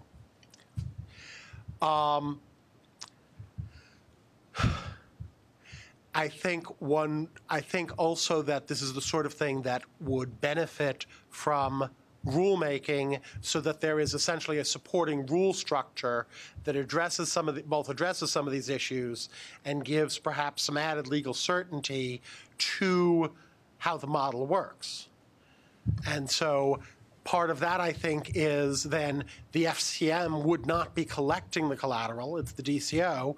One would expect the DCO to collect at least its normal minimum level of collateral from these participants as from any other.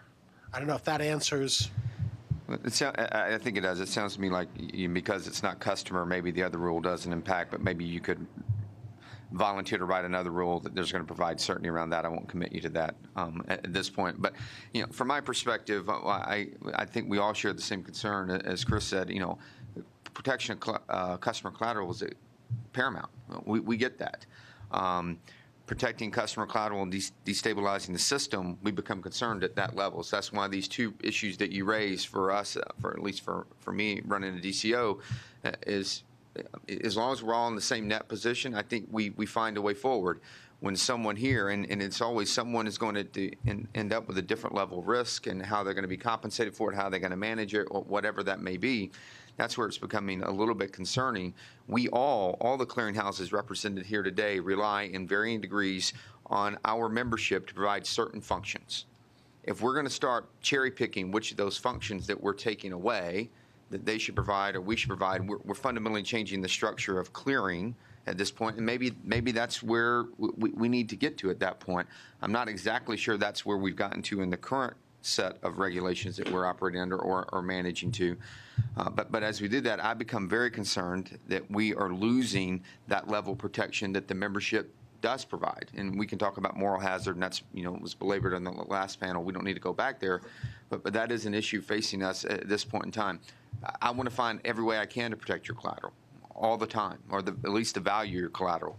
Actual collateral, we'll have a different conversation on that one, but the value of that collateral. I'm just very concerned that if we begin to cherry pick those things away, we're going to lose those who provide this membership level for the DCOs, and that seems to be a very bad outcome in the world where we're trying to stabilize.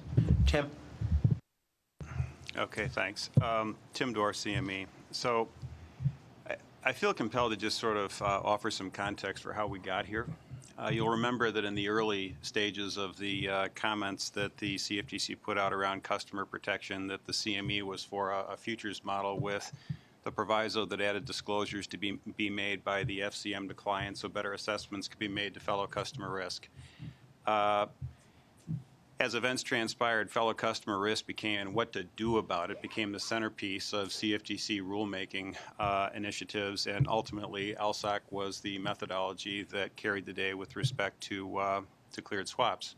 So be it. Now, the question then becomes, though, from the standpoint of some clients, in considering this issue of how to protect against fellow customer risk, you've heard it mentioned a couple different times. Why should the move to clearing for swaps occasion a weakening of protections that some clients currently enjoy in the current OTC setup? And so we considered the question, well, what do you do to assure client protection in that kind of a model? And the answer was, well, work within the context of the bankruptcy code. I'm not a lawyer, by the way, but 76110B, of the code, to assure that the client's property is not customer property per the bankruptcy code. And so therefore, if the client has no claim on the estate of a bankrupt FCM, it's not subject to 766H rateable distribution. So what does that mean? It means, as Mark suggested in his comments, that the entity that avails itself of this approach has an account directly with the DCO, and that, though, the FCM have some kind of recourse, we think a secondary lien to the collateral, and that's all that changes, in the way that we've thought about this. To the question of, well, who provides resources to the waterfall? The answer is the guaranteeing FCM. Now, look, there's a lot of issues that this proposition has promulgated. The relationship between the FCM and the guaranteed clearing participant is a very good example of that. The quality of the claim of the FCM on the collateral of the guaranteed clearing participant matters for a variety of reasons. The relationship between the guaranteed clearing participant and the bank that provides settlement services is another good example of a relationship that needs to be delved into. The relationship between the DCO and the FCM is equally another relationship that needs to be delved into. costs in general are a good topic. We can't really understand what the cost implications are to the model until we figure out, for instance, what the guaranteed clearing participants relationship is going to be to the bank. Who's going to provide the funding and liquidity for the account to meet settlements is a primary example of that. So that said, we were interested in exploring how to advance the discussion around how to offer this kind of methodology, and I respond very well to the notion that we've got to do so in a balanced way. It doesn't do any of us any good to put a methodology in place that fundamentally changes the landscape of the relationship between DCOs, FCMs, and clients in a way that offers the potential for destabilization. So it's a tricky subject, but one that we see no reason not to address head on so we can begin to understand what's achievable. Joe? Joe Watt, Kansas City Board of Trade. And we're actually of the opinion that these sub-accounts should be required to post a guarantee deposit. We felt like the guarantee deposit will provide protection for both the DCO as well as the FCM. These sub-accounts are protected when the FCM defaults, but if the sub-account defaults, what protection does the FCM have? And we just felt like if they are required to post a guarantee deposit, that would be additional protection for the FCM. And we also felt like if the sub-account would default, then the DCO has a participant without a guarantee. So that would provide some additional support and comfort, I think, to the DCOs if we knew that there was additional funds to attach to there. Joe, if I could just press you on that for just a second. When you're speaking of a guarantee deposit, are you talking about a sum over and above margin that would guarantee the participants' obligations, or are you talking about a contribution to the mutualized default structure which could be used in the event of the default of a different participant? No, it would just be for the clearing participant.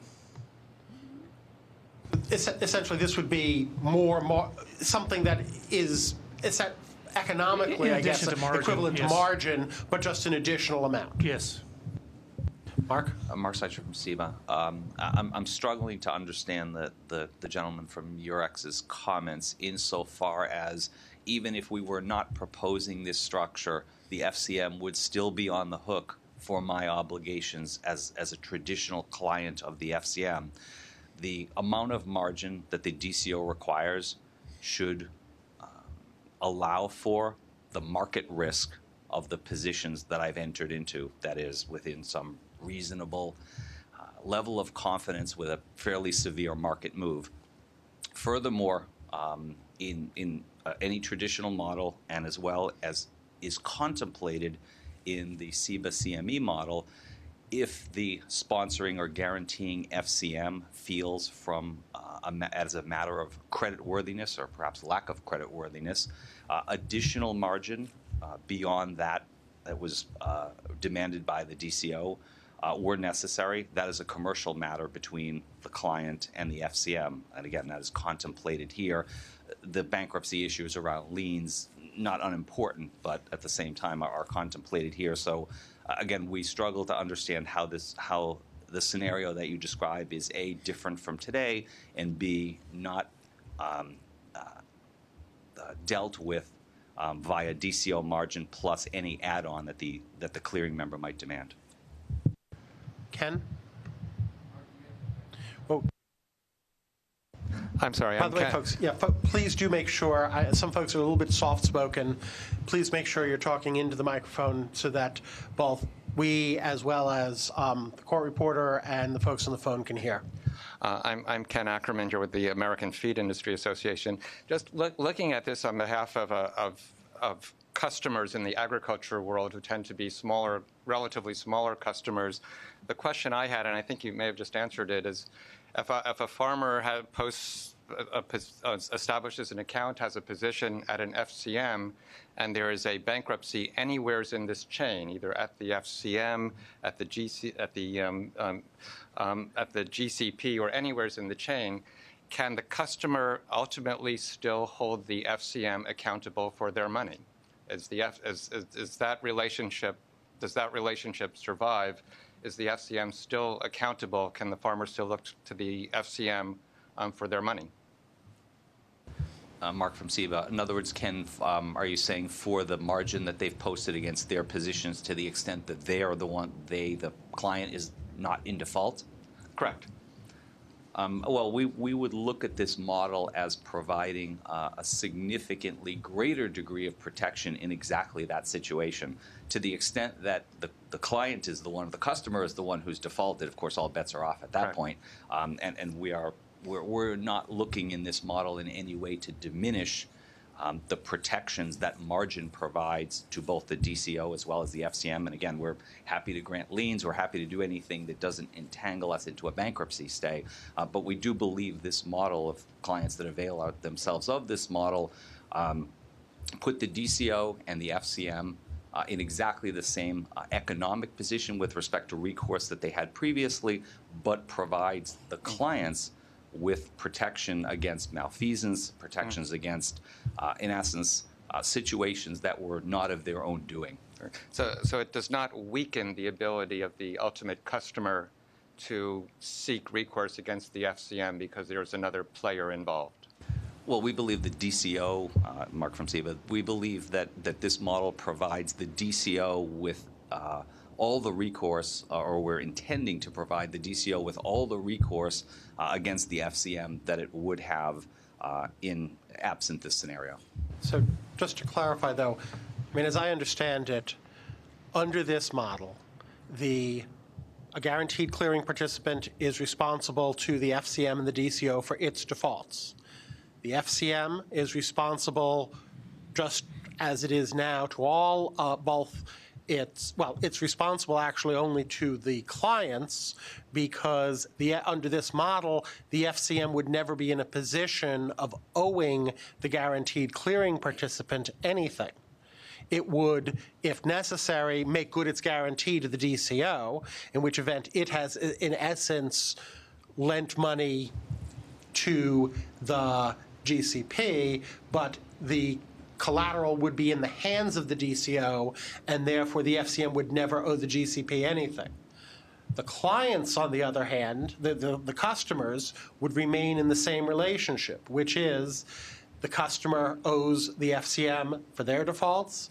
The FCM, holding the collateral, owes that collateral back to the customer. The point is, in the event of an insolvency, of the FCM, the FCM would owe the customer's money, namely the collateral that it's holding. And to the extent the perfections have otherwise been imperfect, then those customers are exposed to loss in a way that the guaranteed clearing participant who do not have funds in the hands of the FCM would not be. Of course, it would be, on the other hand, from the perspective of the guaranteed clearing participant, a more expensive relationship in terms of if nothing else, the operational infrastructure necessary to do that. Is that in accord with folks' understanding? Agreed. Mark from CEBA. Just two quick comments, Bob. One of which relates to the possibility that something is owed back to the client in a client default situation. If a circumstance were to arise that the amount of margin that was posted by the client is more than enough to satisfy any obligations to the DCO as well as the clearing member, the residual, of course, would come back to the client. Another point to make very quickly is at least we believe, one of the beauties of this model is in the event of an issue with an FCM, that could be frankly a business issue, an insolvency issue, or other issue, we envision that from a quote-unquote porting perspective, there would be no porting from one FCM to another in the traditional sense. That is, if I were as a GCP in good standing with my FCM, but something happened to my FCM, I don't have to extricate myself from my FCM in a sense. What I need to do is I need to find a substitute clearing member to become the sponsoring clearing member for my guaranteed clearing participant relationship. So nothing else changes with the exception of the guarantor having gone from firm A to firm B. Just one more question along these lines. Do you picture any situations that could arise where the customer would have to be concerned about a bankruptcy of the GCP? Mark from SEBA. I'm not sure I understand the question, Ken, in the sense that the customer is the GCP, at least the way we're envisioning it. I think the question is, how could a default and insolvency of a GCP, how, if at all, could that redound to the harm of the customers of the guaranteeing FCM? And I think the answer is probably not, in the sense that they would, if the FCM became unable to essentially continue because it had to make good on its guarantee and it was unable to do so, those customers would still have their segregated funds segregated. Now, obviously, a default of an FCM is always going to be, even if everything's in seg, at the very least disconcerting, and if there's not a transfer very promptly, harmful in that sense, but that would be the case of any fellow customer. I mean, I think in fairness, the question really is this going to put them at a different risk than they would be in the context of an ordinary customer relationship? But Dan, I know you've been waiting to speak for a few moments. Thanks, Bob. Daniel Maguire from LCH ClearNet. So, listening to the conversation and the various industry forums around this, I still struggle to see how any of this isn't solved by LSOC. And I think memories are short. We embarked on LSOC at a roundtable when Bob introduced it in October 2010. And the reason for getting around the table was the identification of fellow customer risks that some did know and some didn't know they were exposed to in the futures model.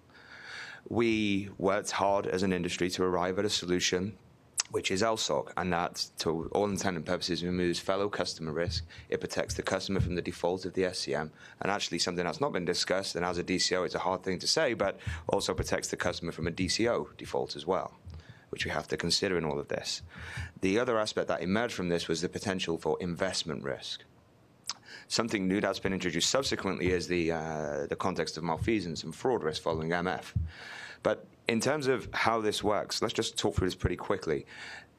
If a client has a margin of 100 and the clearing member wants to introduce that to the clearinghouse, to the DCO, the clearing member has to post 100 whatever. It could be treasuries, it could be, MBS or whatever, has to post 100, and that 100 is held at the DCO. And I'm not going to give that money back to the FCM in their demise, in their default. I'm going to hold that money. I've got the client position. I'm going to look to port the client and their associated collateral to a non-defaulting FCM.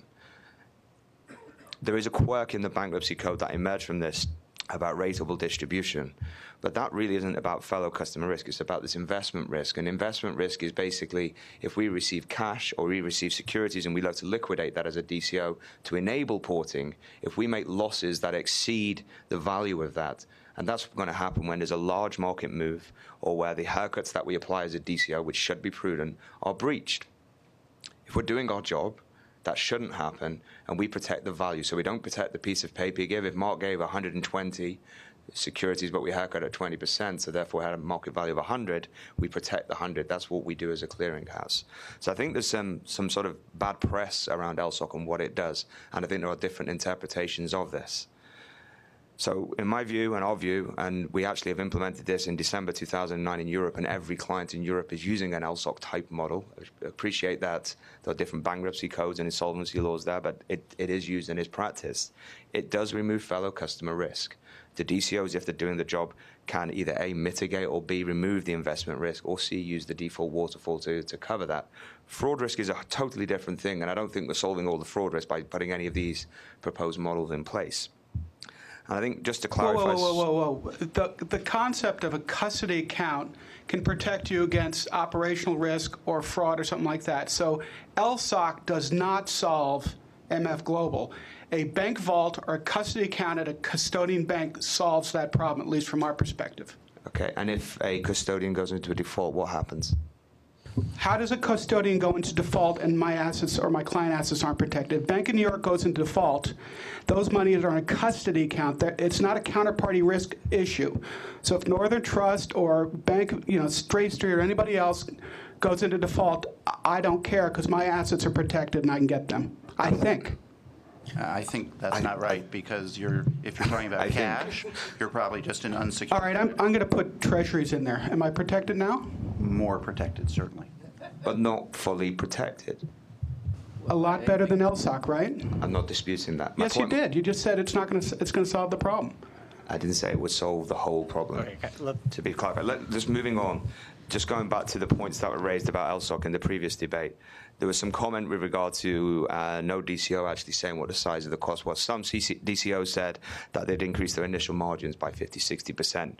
I don't know if that's happened yet, but from our perspective, we were very public. We don't rely on this. We do not expect to increase margins. There will be no increase in margins. Secondly, there will be no increase in default fan because we do not rely on this fellow customer risk or this capability to raid the other customers in the eventuality of default. We do not rely on that, and we feel prudent in doing that, and everybody's aware of this risk. We feel very vindicated by that. 75% of client funds left Lehman 5 days prior to its default.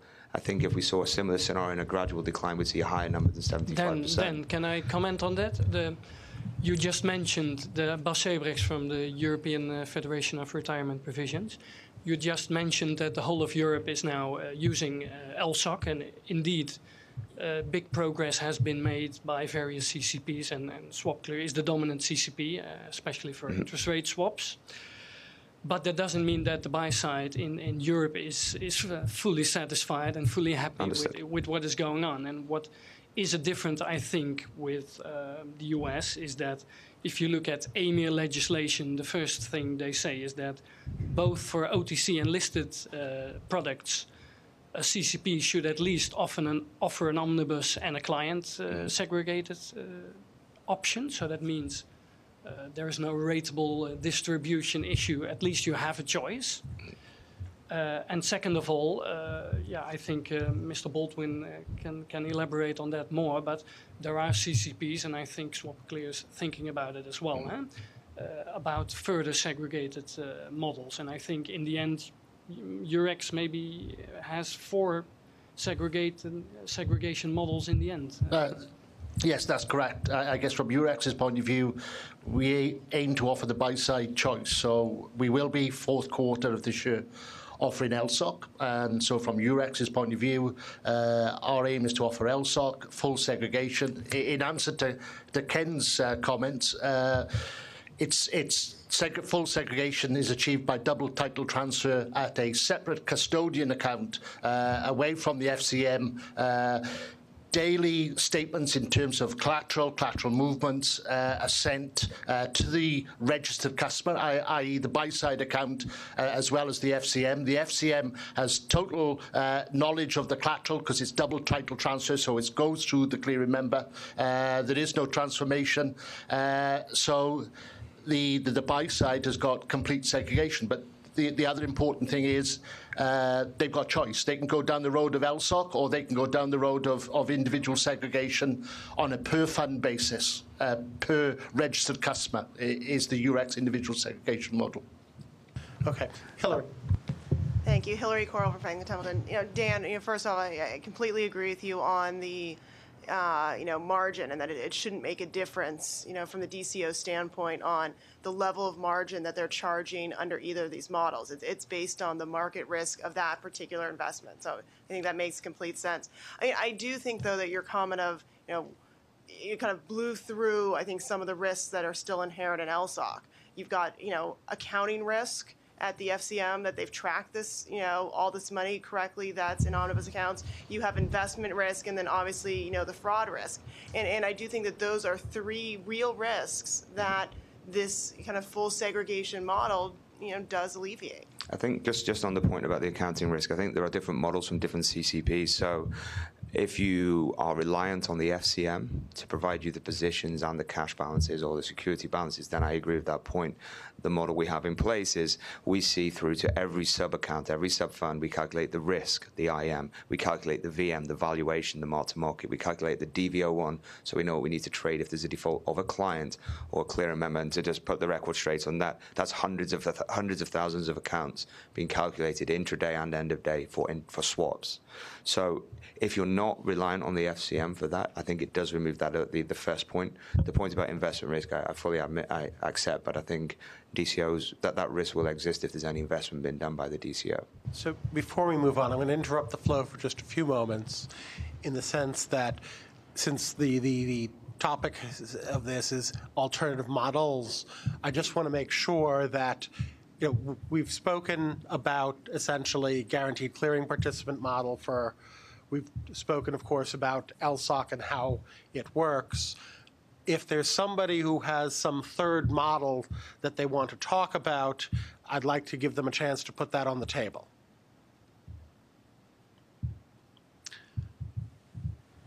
Let me take a stab at that, Bob.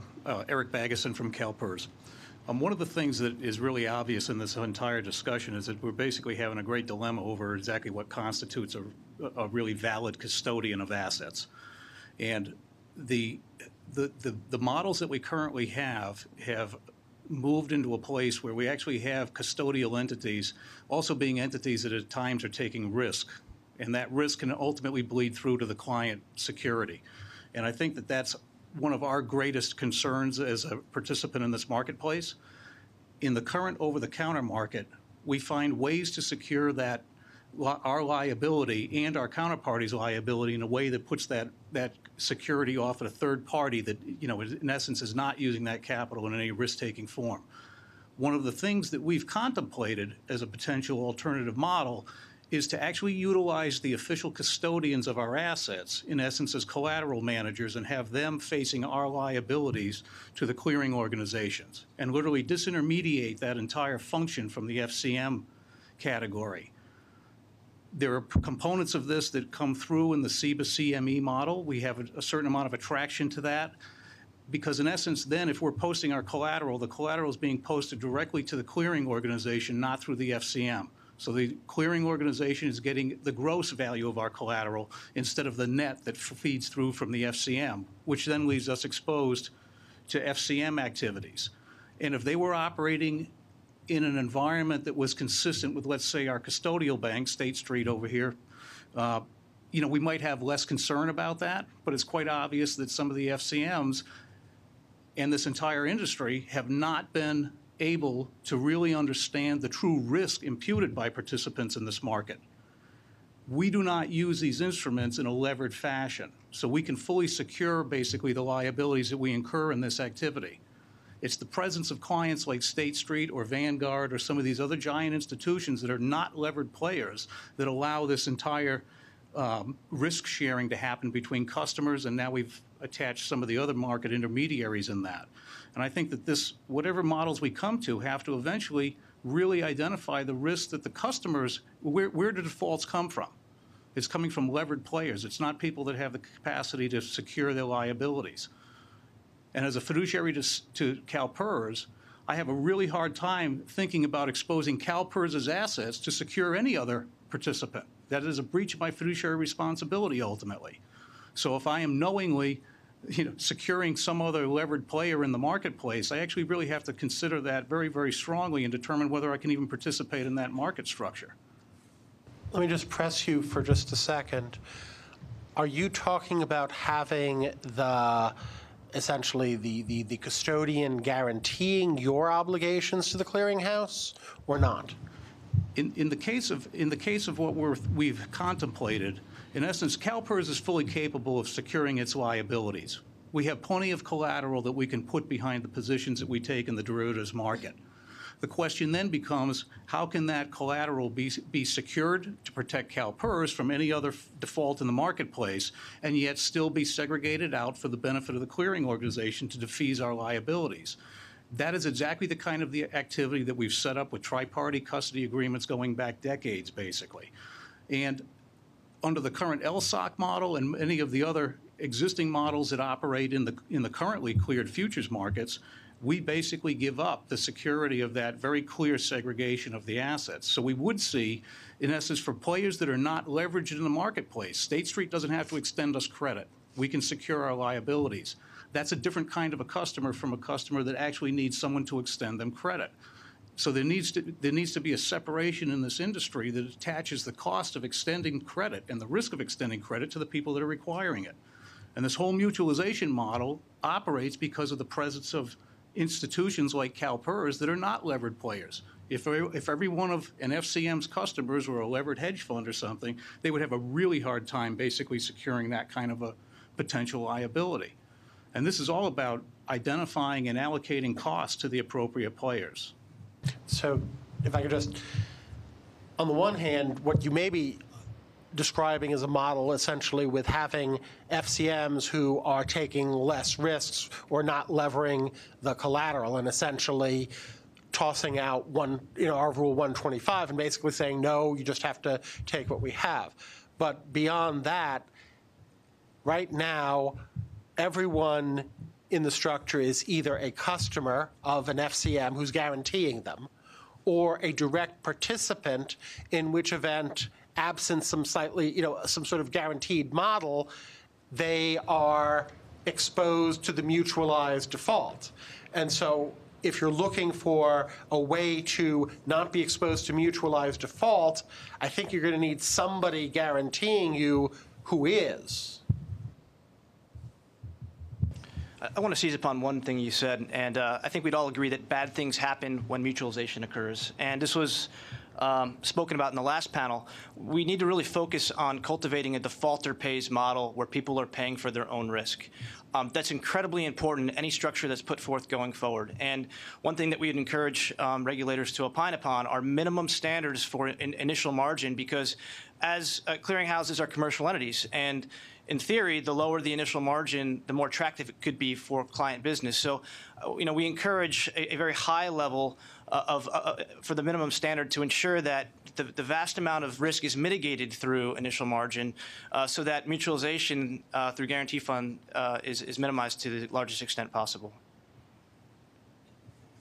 Thank you. Ron Filler, New York Law School. I realize political winds are blowing that changes are needed, and I don't think anyone here has written as much about customer segregation or care about customer protection as much as I am.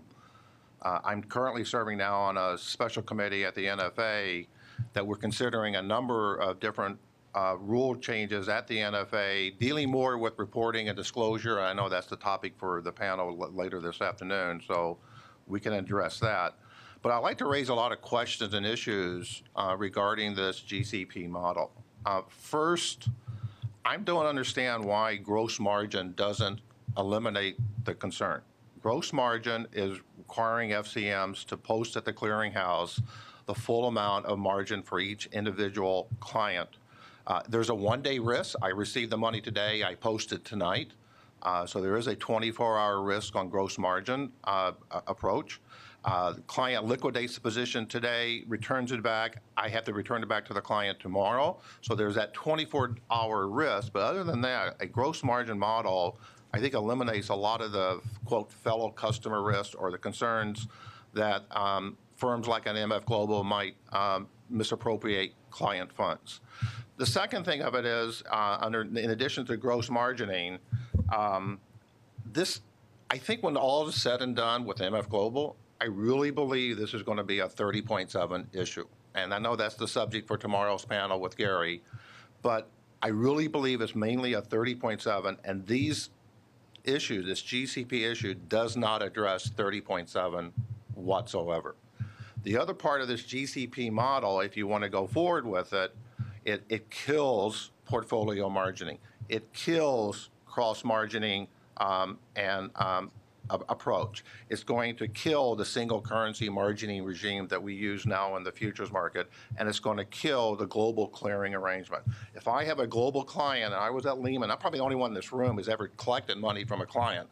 But if the client makes $100 over in Tokyo and loses $100 at the CME, there's no margin call issued. Here, you're going to have a lot more initial margin. The other part I'm not hearing, I'd like to hear some more information on, is what about excess margin? An FCM has a right per a customer agreement to require more additional margin than that required by the exchange or the clearinghouse. Is that going to be covered in these GCPs, or are they going to be held by the FCM? The CFTC's own rules on DCOs requires the DCOs to now require clearing members to collect more than the initial margin. That's excess margin. Is that excess margin going to be held by the FCM, or is it going to be held in these GCP accounts? So I think there's a lot of issues that has to be addressed. The other part of it is there's an operational risk. The operational risk is how soon will FCMs who are going to act as guarantors going to be notified about the clients putting money into the GCP program? Is it same day, next day, 2 days later? When I was at Lehman, we had a lot of pension plan accounts. We had a lot of mutual fund accounts. Many of those accounts were managed by large asset managers who instructed the custodial banks at the pension plans and the mutual funds to send money in. And this is just into one pot. And I can't tell you the number of times we had to go back and say, we didn't collect your money today. But we knew by the close of business that day whether or not the initial margin or variation margin came in. How soon will FCMs be notified because they're assuming the guarantor in case? The other part of it is, and I think you have to have a lien and security, of the FCMs have to have a lien and security interest, because per the customer agreement, if the client doesn't make these payments to the GCP program, they have the right to liquidate as part of margin. Margin, if you look at every case law out there, margin is there for the benefit to protect the risk of the FCM. And if you have a lien and you have a security interest, I'm not so sure 766H doesn't apply, because is that not considered kind of possession and control when I have that type of lien and security interest over that account? So I think there's a lot of issues we need to raise. I think there's a lot of issues that need to be addressed. And I haven't heard all the answers yet before you can go down this GCP model. Thank you. Mark? Let me try to unpack some of those several good questions and good issues. I think many of which we've spoken about in a smaller set of participants regarding our conversations. The first of which is gross margin eliminates concerns, or the contention that gross margin eliminates concerns. We certainly agree that gross margin eliminates some concerns, and in particular the concerns about investment risk. That is, to the extent that substantially all the gross margin that is collected from clients then gets, in essence, sent up to, if you will, the DCO. The amount of money to be played with, that is the difference between gross and net, obviously shrinks maybe to zero, but it shrinks to perhaps a de minimis amount. That said, I think you did identify that the one-day transit risk, which is a bit of a concern, and as well, we would also argue that from the perspective of porting, we could still end up caught in an FCM bankruptcy situation whereby we are in a reasonable period of time unable to ensure that our positions are maintained through an FCM bankruptcy. And that was a very significant concern of a number of public companies who held commercial hedgers who held positions through MF Global. That is, my FCM is no longer in good standing with with the DCO, and therefore do I have a significant problem? The 30.7 issue, I'm a risk manager, not an attorney, so that one I can't speak to. With respect to this killing portfolio margining, it's a little bit difficult to speak to that concern, albeit it is a legitimate one. I would suggest first that there may be ways in the CME-CEBA model to address that. I'm not sure we've addressed it as yet. We've left it as a bit of a placeholder. That said, since this is intended to be voluntary on the part of clients, to the extent that as a business matter, a client views a sufficiently large disadvantage as to make this an untenable business proposition, then they simply wouldn't adopt it. With respect to excess margin, it is our expectation that any excess margin, that is margin above the DCO minimum, that has been required by the sponsoring clearing member, would in fact be held at the GCP account, that is in the individual segregated account, and that account would be in the name of the customer for the benefit of the DCO. but in some way that we've talked about and may talk about later today, the interest in some way can be, as a business matter, secured, if you will, with respect to the FCM having a claim on that if needed. Last but not least, in terms of operational risk and timing of payments, another great issue the gentleman just raised.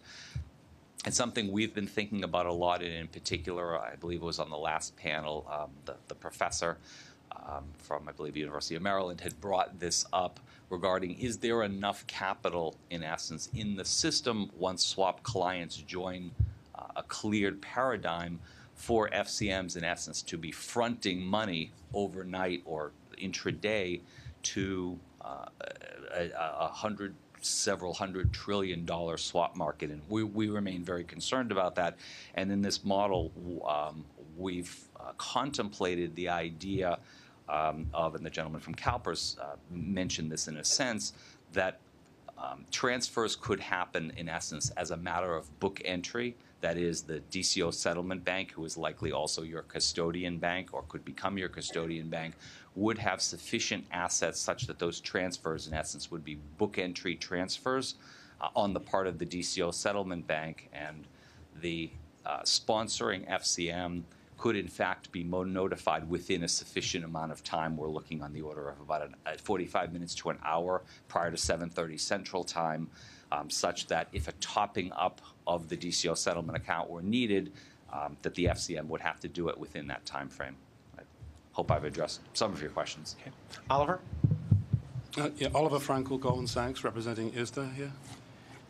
With regard to margin calls, as you have in your model, FCMs as guarantors cannot pre-fund GCP's margin calls, because that would be essentially a gross call, and we'd have no ability to net gainers with losses in that call, and the size of those calls would then be very big, and that would be a problem for us. So you're proposing that you make your own calls, you meet your own DCO calls, which is great. The book entry transfer needs to be done in cash, and if it's considered that you'll have mainly treasuries or other securities in your settlement bank account, that could be a problem, because you'll need to turn them into cash to provide to the DCO, as variation margin needs to be in cash. If the custodian has to lend you against the securities cash, we create a lending situation with the custodian. And one of the problems we have in getting these security interests, or any sort of perfected claim on the account, if we had to pre-fund a call, is the conflict we have with custodians. Custodial conflicts just create sort of problems, as we've seen.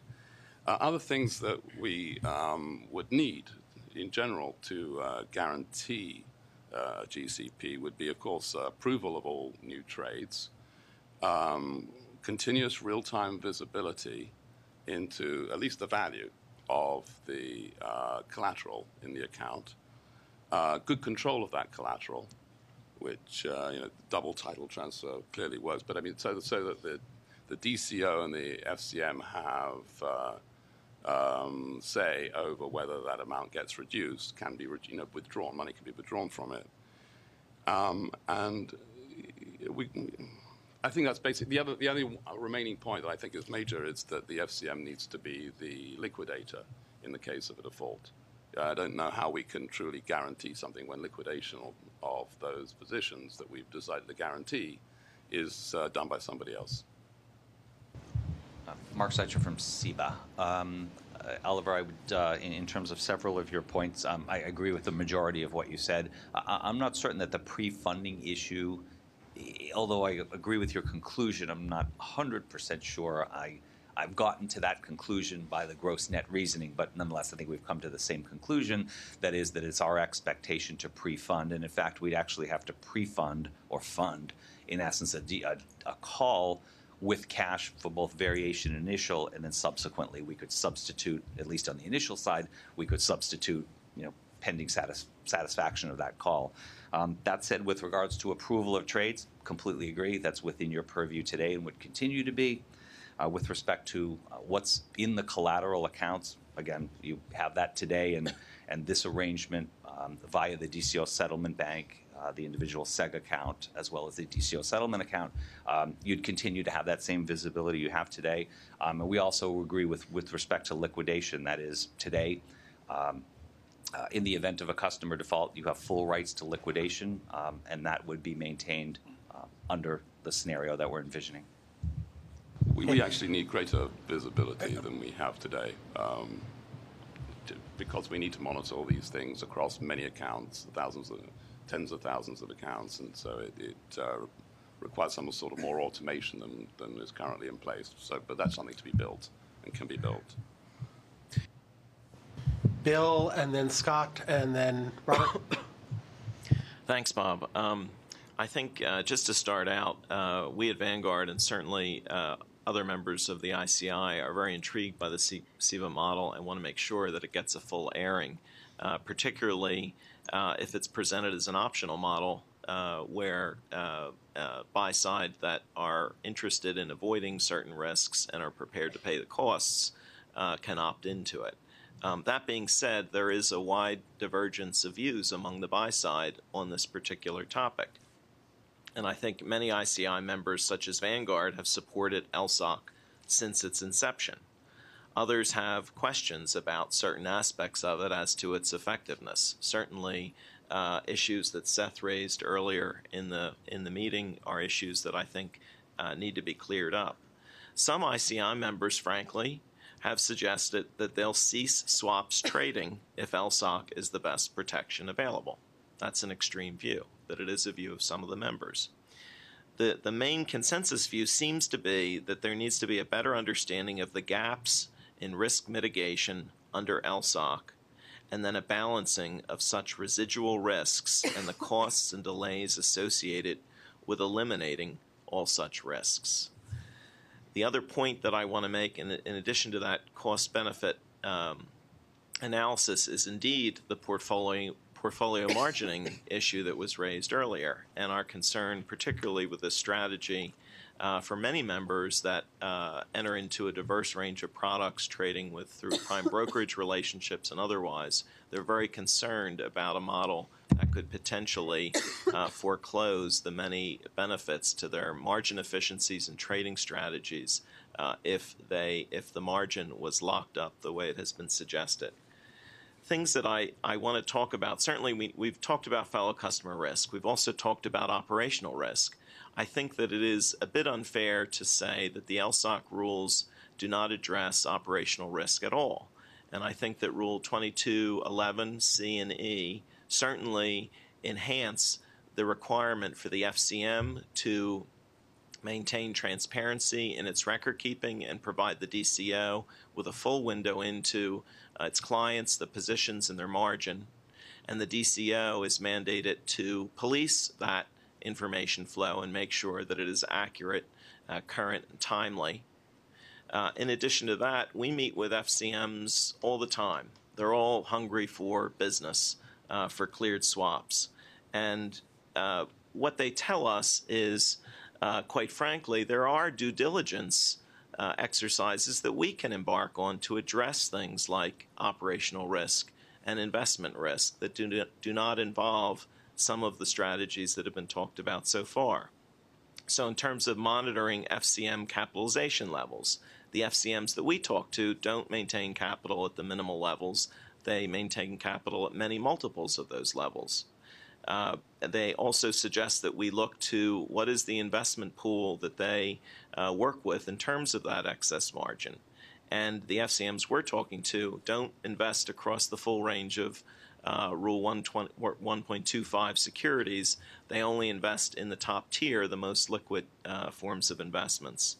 Also looking at the audit history of the FCM, seeing has it maintained SEG, has it been found to be not in compliance with the SEG rules in the past, And finally, take a look at the FCM custodians and make sure that the custodians, that there is a rigor in selecting the custodians and that the legal underpinnings of the custodial relationships are sound. We were also heartened by the suggestion that there will be enhanced SRO oversight and newly standardized best practices for the industry, including daily reports by the FCM to the SRO with biweekly audits by the SRO, regular audits for internal control structure deficiencies, enhanced FCM employee qualifications, tightening up the FCM valuation methodologies for the assets being held and indeed the trades themselves, tightening the custodial standards, and tightening the approach to the access to excess initial margin segregation.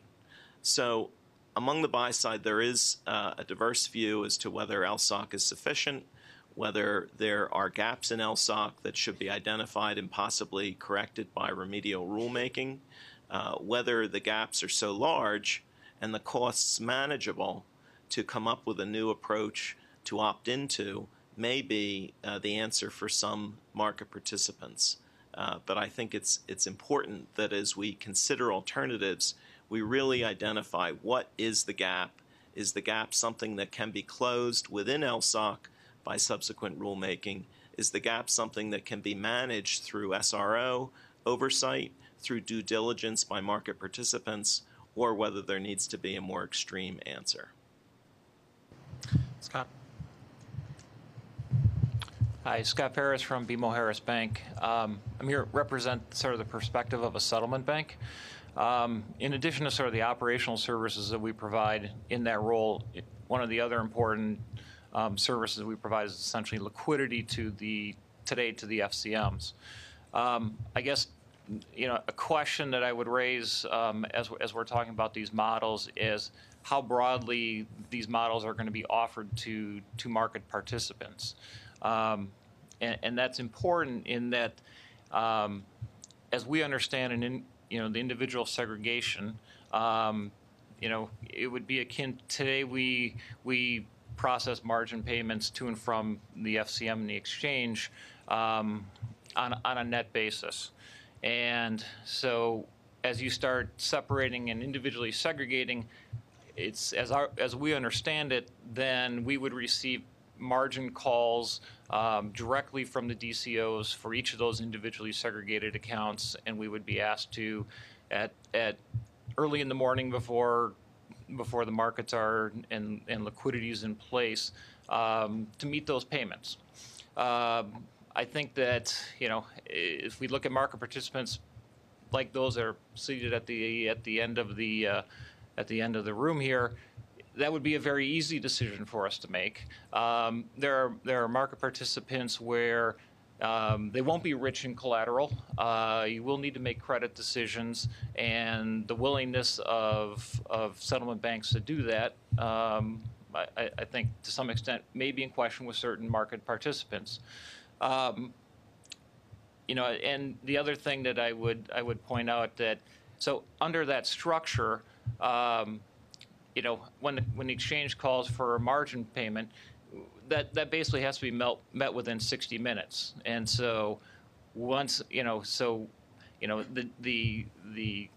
scenario that Ron detailed, where the margin didn't get there that day, didn't get there the next day, that sort of flexibility that may have been afforded to certain participants in the past won't be allowed by settlement banks that are effectively making those on a real-time basis. Robert, then Oliver. Yeah, I just wanted to. No, Robert. Robert first. Robert first. Sorry, Oliver. Sorry, go ahead. Sorry. It's Robert Lee at Deutsche Bank representing ISDA. A number of commenters have raised the example of tri-party custodial structures that exist in the OTC market. And one of the things as we sort of look to that and try to bring into sort of the cleared space the same type of protections for customers, I think we also need to sort of look at it from the dealer's perspective in those structures. I mean, the tri-party custodial structures, there is a contractual relationship among the parties and direct recourse to the extent there are breaches.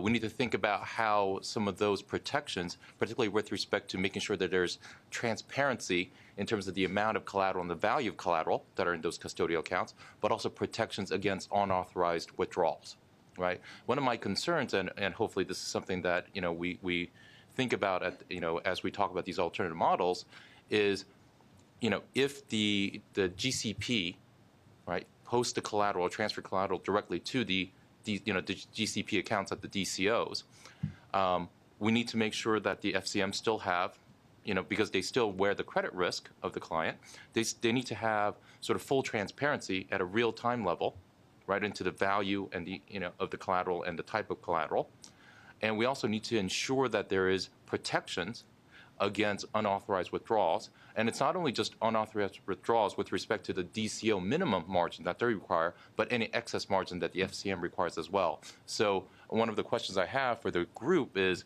who's going to actually wear that risk, monitor it, and how do we deal with it to the extent that there's a failing there?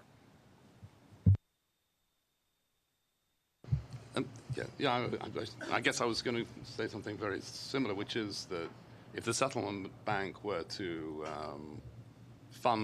provide liquidity on the basis of credit, that would create a potential custodial conflict that we actually would find very difficult. I think Robert said that much more articulately than I.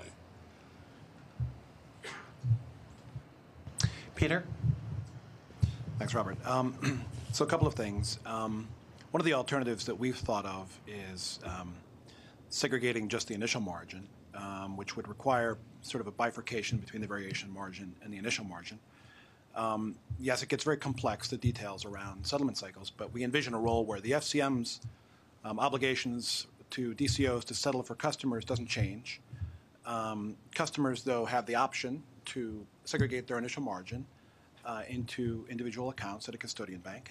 The DCOs have perfect transparency, as the FCMs would, into the balances in those accounts. So it looks somewhat like the model we have today in the bilateral OTC space. And then, of course, because the FCM has settled with the DCO already with respect to both variation and initial margin, the DCO is then over-collateralized because once the customer has funded that segregated account and the FCM already has, then there's a truing up required between the FCM and the DCO so that the FCM is effectively repaid by the DCO. But the customer at that point has the transparency, that it wants to be able to look into the settlement bank's website and see that for its accounts, it's got, X of initial margin that it's required to post to the DCO, and there it is. And even though it's gross margining now, and even though the DCO has the first lien control over those assets, if customers want the option to do that, we think that is an option that should be made available. And also by structuring it that way, and again, it gets complex, no question, the FCM's role in the settlement cycles doesn't change. That daily process at 7:30 a.m. or whatever occurs or throughout the day. It's just that the customer then funds the initial margin separately, and then the DCOs and the FCMs true up to the extent that they are now over-collateralized. So, we've talked through this possibility with different FCMs, and there's general receptivity to it. So it preserves the FCM-DCO relationship. The DCO has all the collateral it needs. The client has the segregation of initial margin. The client can always claw back excess, right? Can choose not to leave excess margin with its FCM, so its exposure remains the initial margin, which is now segregated.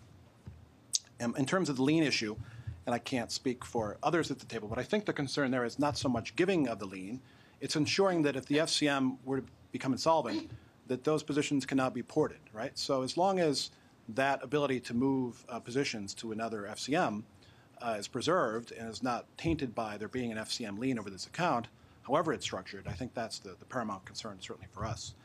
There was a discussion of the custodian bank risk here. Cash we recognize as a deposit with the bank and is at risk. However, the segregated assets of customers today, we imagine, are sitting in these exact same custodial banks where these segregated accounts would be held. So, We've done a fair amount of research with our settlement banks or our custodial banks in terms of, the FDIC implications of a bank failure, the protection of fully paid customer assets sitting in the custody range of these accounts at these banks, and we're confident that those would be preserved for customers or beneficial owners. Cash is a different matter. I'll just shift back a moment. I don't think this room would be nearly as crowded if the MF Global events hadn't occurred. The malfeasance risk, we think is real. Those customers who choose to opt out, means that there's a lot of customers who remain in these pools, who may not have the budget to pay for the additional services. And so, as I mentioned in the prior panel, we think significant attention needs to be paid to how does that customer seg pool,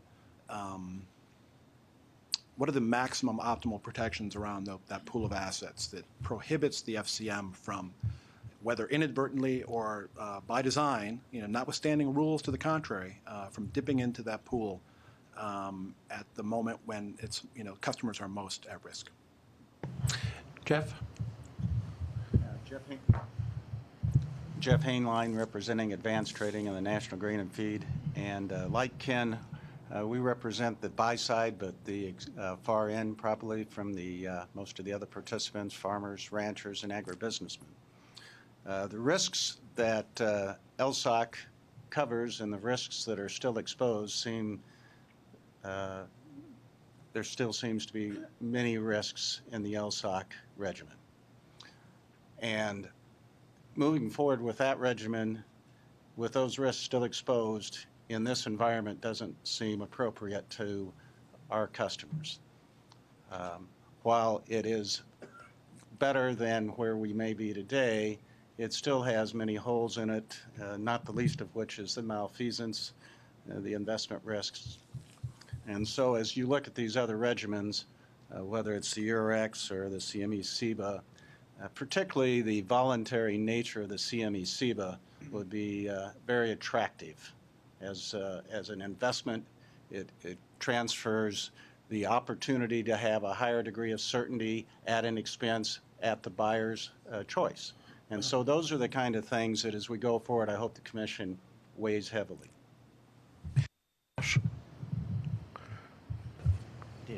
Taking me back a few minutes here, but just on the question of custodial risk, it seems there are a couple of levels of custodial risk, and we've talked about perhaps part of it, but there's also the risk. There are the risks in custody that were observed when FinSeg 10 was amended in 2005, and in fact the CFTC saw some custodial accounts that had come up short with questions raised as to exactly how the accounts had been managed. But there's also a problem for custodians who successfully manage their account, and in the CME-CIBA proposal, that would be somewhat more complicated than the typical case because CME-CIBA raises the prospect of a quad-party custody account, and so you have a custodian with three parties around it with rights and obligations to be served, and there's the risk of the custodian simply and perhaps for good cause throwing up its hands and throwing the whole thing into an interpleader, which of course doesn't particularly serve anybody's long-term interests. It's for these reasons that we, thinking about this at ISDA thus far, really prefer the model, Bob, that you were perhaps broaching, where that seemed custodian-free, and that essentially kept the money for the most part, kept the collateral for the most part at the DCO, subject to rule and perhaps security interest. We would say that both is the way to go, but that seems to take one level of risk out of the picture. At the risk of interrupting the flow, I do need to raise one other thing. Ken, earlier you had asked what might be the impact of one of these models on guaranteeing FCM's other customers. And I gave you what I should hasten to add is one man's view. But I probably maybe shouldn't have done that, but regardless, I want to reopen that question, because in looking at costs, I think we need to look at costs and benefits, but we also need to be attentive. What costs does this kind of an optional model impose on those who do not opt in? And I think that's something to be concerned about. And so if folks have views on that, I definitely don't want whatever I might have said to squelch that, but rather perhaps inform it. And so, Ken, you looked like you had...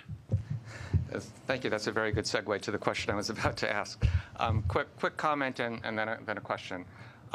First, the comment. This has been a very helpful conversation in looking at these different options, the strengths and weaknesses of each. But clearly, at the end of the day, I think it'll be incumbent on the industry and the Commission, as has been said several times today, to come up with a solution so that the outcome of this exercise is a system that still allows another MF Global type event to occur 5 years from now, as was the outcome with the volume investors exercise a couple of decades ago. The question I had is this, and this is for Mark, and again, this is just trying to understand the process.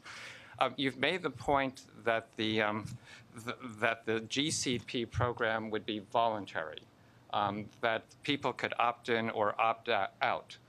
As you envision it, are there classes of people who you would expect to opt in and you would expect to opt out? Specifically, is this a system more designed to benefit the larger players in the market? Is this designed to benefit CalPERS or the GM pension plan?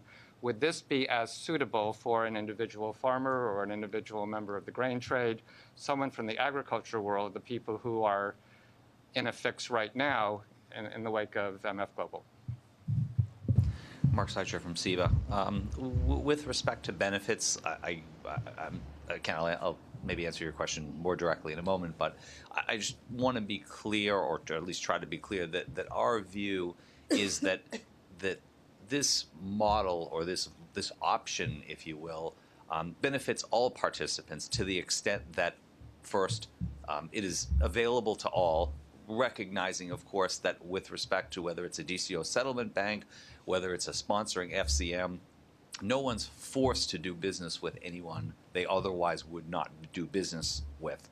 Now, we did say at the outset that we urged the Commission to make it mandatory that DCOs offer this, because obviously that if that part of the chain isn't available, no one else can effectuate these arrangements. But that said, we would view this as since it's an option to all, we would also view this as it's a detriment to none, even if it turned out that certain types of clients, by and large, might opt for this and certain might not.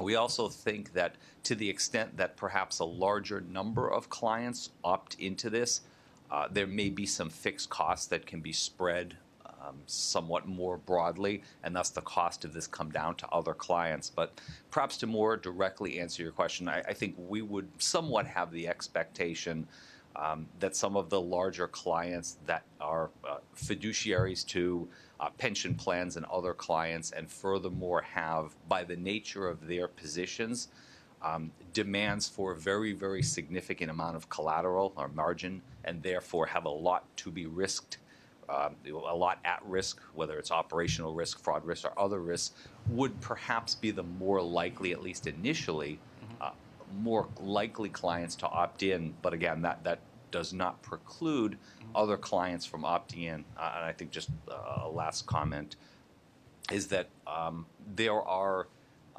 many, many pension funds, institutional investors, insurance companies, and others who have similar arrangements in OTC land as it is, and they're not, we think to some extent that the cost issue is a bit of a red herring. Not that there aren't some additional costs, but frankly, the cost of a couple of $1,000s for a custody account and some of the other processing costs, we don't believe are necessarily well beyond the reach of a large percentage of the clients. Now, of course, they may feel that even an extra dollar of cost doesn't buy them enough to make it worthwhile, but we think that that's a commercial decision, and it's not based on class or size of clients per se. Okay, and so we're building up a bit of a line. Oliver, Ron, Seth, Dan, and then Joe. Well, I'll try and be quick. So one of the obligations of the GCP model, I think, to make it work for guaranteeing FCMs is that the GCP funds its own margin calls and doesn't rely on the guaranteeing FCM, which is not so much a cost, but it's an onus, with the potential for default if it's not done properly. Another issue is not so much for that, but I'm not sure how we get to solve the security interest requirement. I still haven't seen a solution. And on the basis of those two things, I would also recommend that we think about the LSOC model, the 2213 C paragraphs that allow for a DCO to provide greater protection to protect excess collateral in the account, so that malfeasance and so on, so to protect it against an FCM's malfeasance and so on. So given that we have in swaps clearing anyway, multiple CCPs clearing the same product, I would think perhaps the forces of competition would get them to create rules and procedures that would also protect, for clients that wish it, at the extra cost of so doing, their own excess collateral at the FCM. Thank you, Bob. First, let me try to answer your question. Ron Fielder, New York Law School, sorry. Let me try to first answer your question, and I have a question for the group, if you don't mind.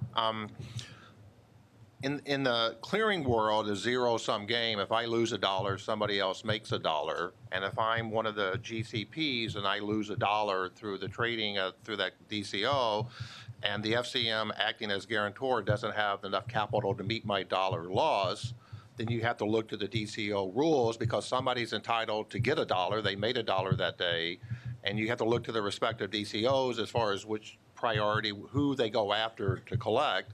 And under the futures world, they would go after the other customers of the futures of that FCM. Some of the DCOs have that type of right. So I think there is a potential fellow customer risk even under the GCP model.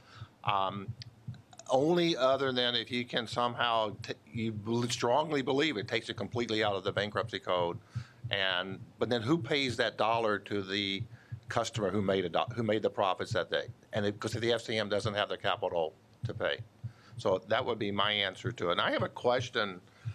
I've been hearing this concept called concern about portability, and I've heard it today a couple times in the first panel and again today.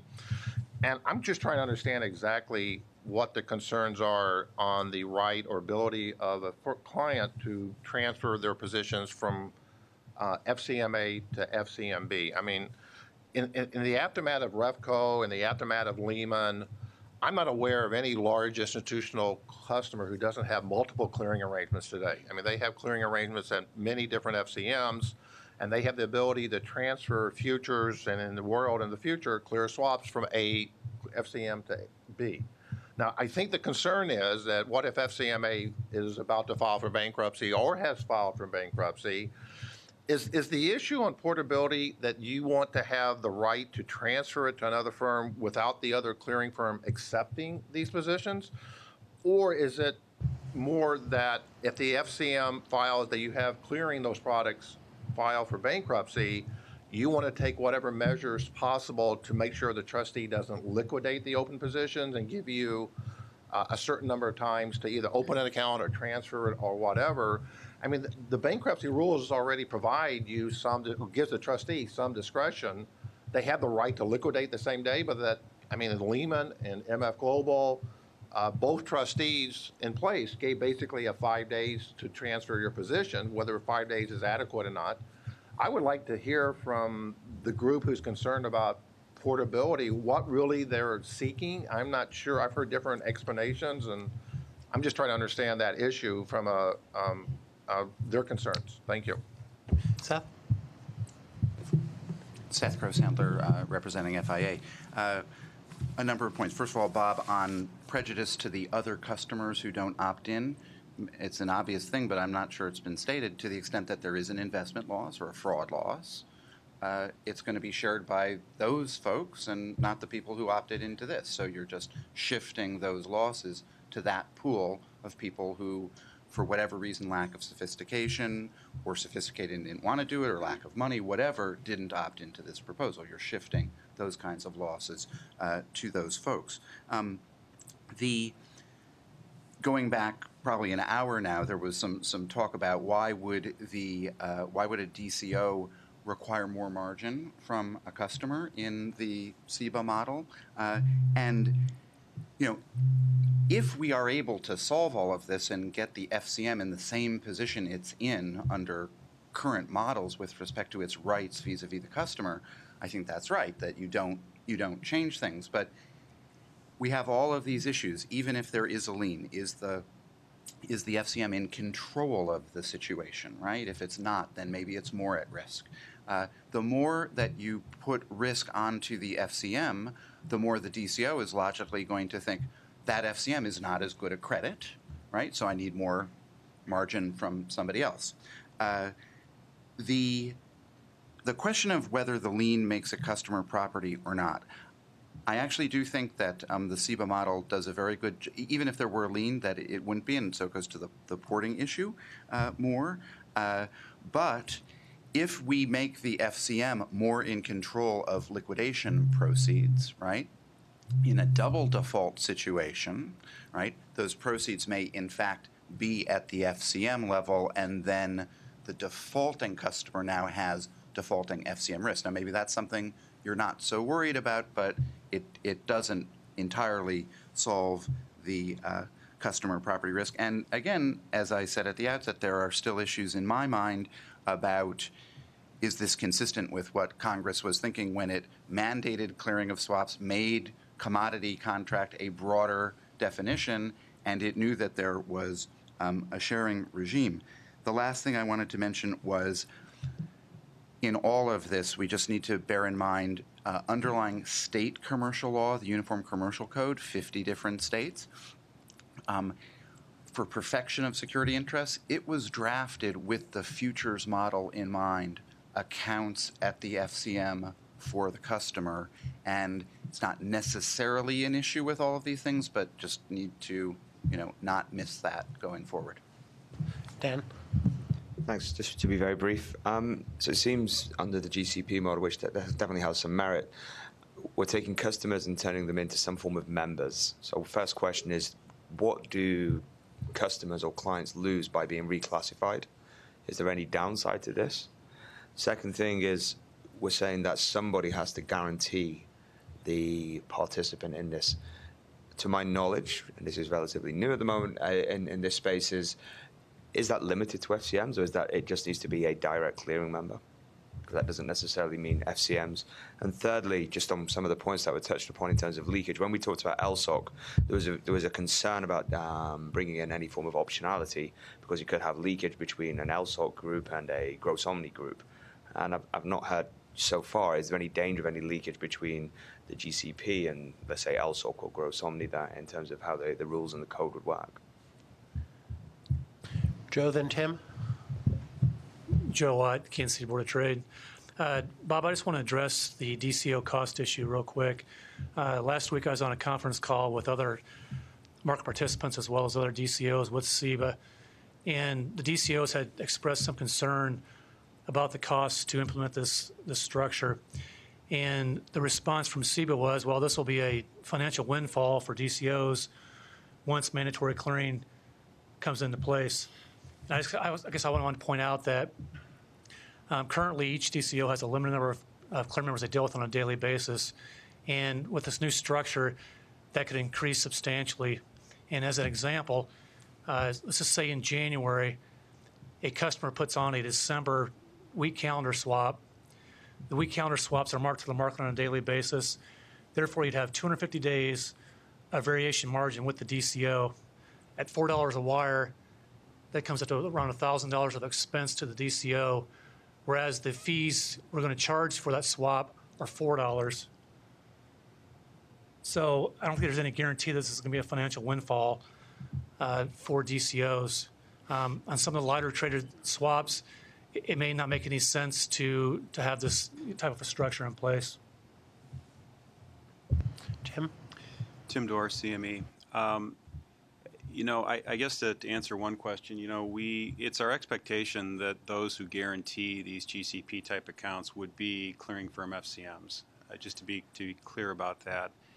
Ron, you had mentioned earlier questions around portability. It's our expectation. We consider it to be a best practice, that particularly with respect to cleared swaps, that clients have relationships with more than one FCM that would go for a GCP. In the eventuality of an FCM default under LSOC, our expectation would be that we'd be in a position to better ascertain the status of any GCP that goes through the guaranteeing FCM than any client that remains in LSOC. Now, that's not to say that we don't have the ability to assess individual client exposures, to value them, to generally risk manage them. We will know who the likely suspects are who are causing an FCM default, but we are governed by the portfolio of rights and obligations in terms of how we administer that default. And I expect that we would have to undergo some pains to assure that we know which client or clients were actually at the source of the default, so that we could then go ahead and do our stuff and administer the default event. The point being that there might be different timings associated with when porting could occur for non-defaulting clients within the LSOC pool, if you will. So I offer that up only as some degree of color over the types of distinctions that we would foresee with the utilization of a GCP type construct. If anything, I think that the immediacy of knowing whether a GCP client is the source of the default or not is actually a benefit to the overall construct. Mark from CEBA.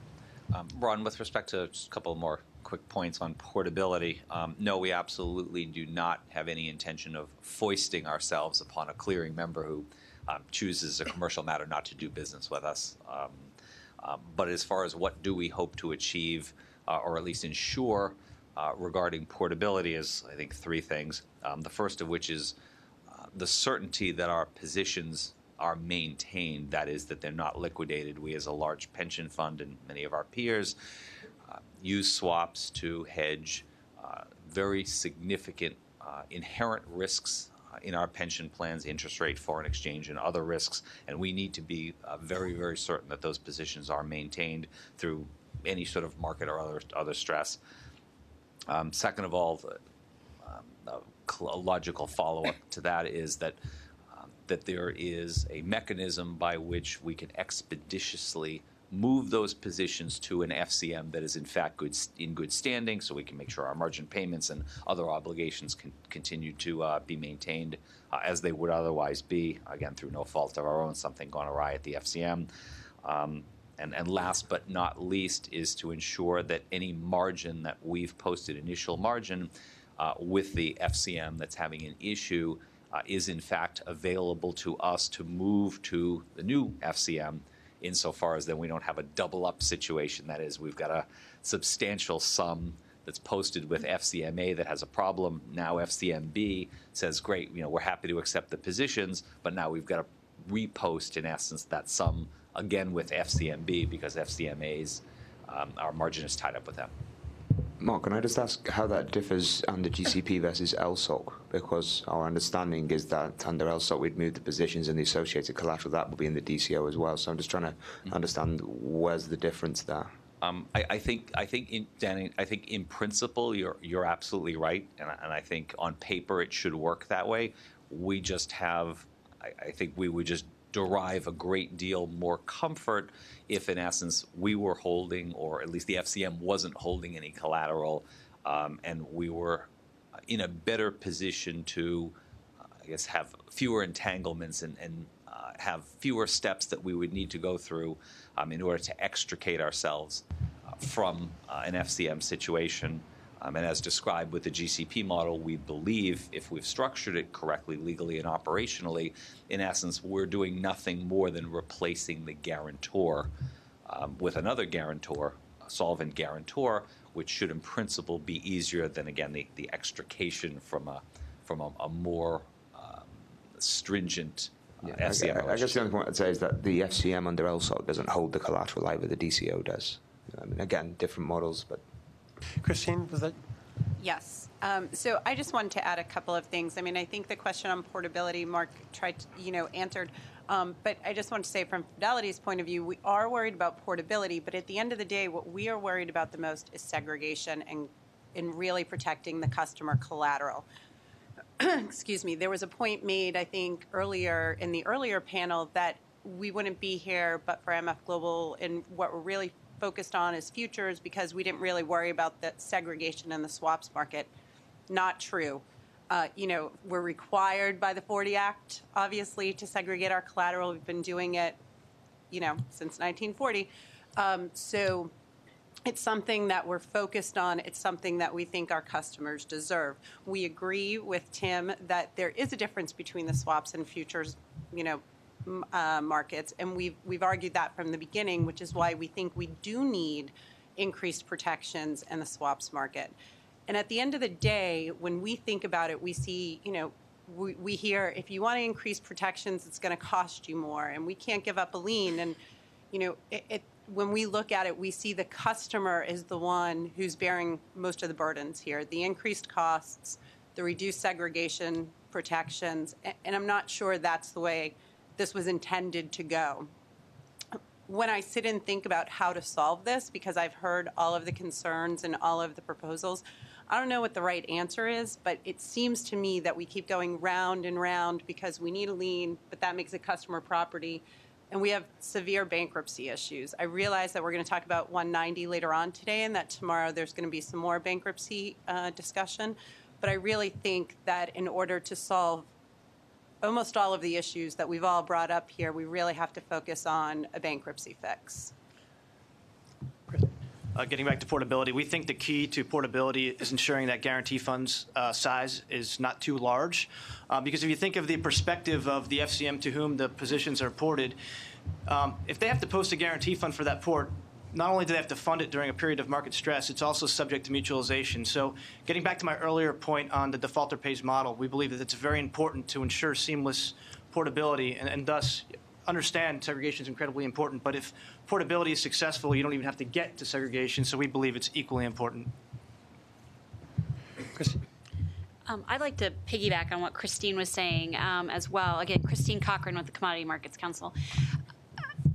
I really appreciate CIBA. They have been very kind to us as an organization in spending a lot of time walking through their proposal because, as I said earlier today, we represent a wide variety of market participants. And what I would just like to, what we are taking from this right now is that this is a very thoughtful proposal. It addresses a lot of concerns that a number of market participants share.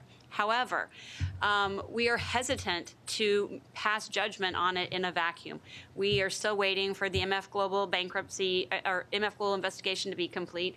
There are a matrix of solutions to be considered, and this is what I think Christine did a very nice job articulating, whether they are back office solutions like reporting and disclosure requirements, whether they are bankruptcy changes or these more structural changes.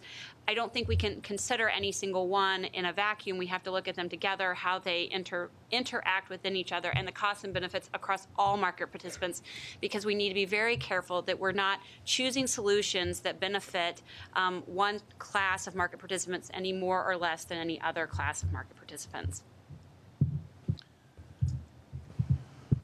Tim Dorr, CME. I think underlying the tone of many of the comments here is the idea that when we talk about swaps, perhaps we're talking about interest rate swaps or credit default swaps, but there is the 85-15 rule, for instance, which promises to recast many products that are currently cleared as futures, particularly in the energy space. But honestly, I don't know what the bounds of this 85-15 process will be.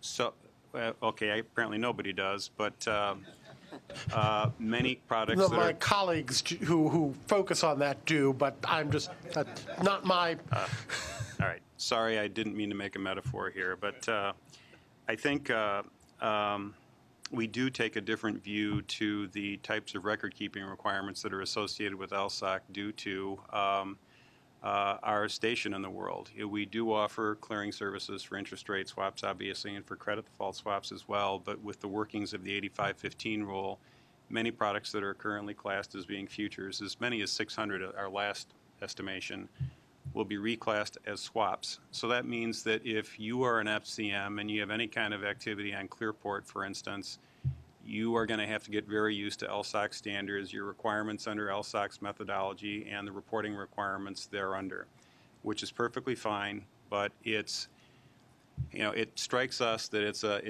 a place to exercise some degree of caution for the reasons that I tried to articulate earlier. Many of the accounts that were put in place to service business under Clearport were developed within a futures context. At least in swaps, when we're talking about rates and credit, we are at the beginning of things, and we can set the accounts up in a way that they can be optimized with respect to whatever the end regulatory requirements become. Within the context of a futures, a traditional futures FCM, and its back office business infrastructure, accounts have been set up for a variety of purposes, for a variety of reasons. Related accounts do exist in this world. Knowing which account or set of accounts to report under in an LSOC methodology may not be a problem, but it might be. So that the disposition of the portfolio of rights and obligations report going up against the broad class of products that will be classed as swaps is not a trivial issue in my mind. I may be alone on this, but I wouldn't trivialize the issue. There are issues that we are going to have to delve into as this regulation finds its face, and it will have an impact on our FCMs as well. Obviously, in terms of portability, in terms of the Eurex individual segregation, portability clauses can be introduced into the agreement, but also Eurex will have an interim participant facility, so in the event of an FCM default, a buy-side firm can make margin direct to Eurex clearing for a 5-day period, which gives that buy-side time to switch to another clearer. So that's part of Eurex's cleared swaps offering. Okay, I'm going to have to let that be the last comment. I apologize. I think this is the sort of topic one could spend all day talking about, and I would very much enjoy that. But we only have 45 minutes for lunch. We are going to be starting very promptly at 1:30. There are a number of places to get sandwiches or salads, both in this building and within a 1-block radius. And so I look forward to seeing you all in 45 minutes.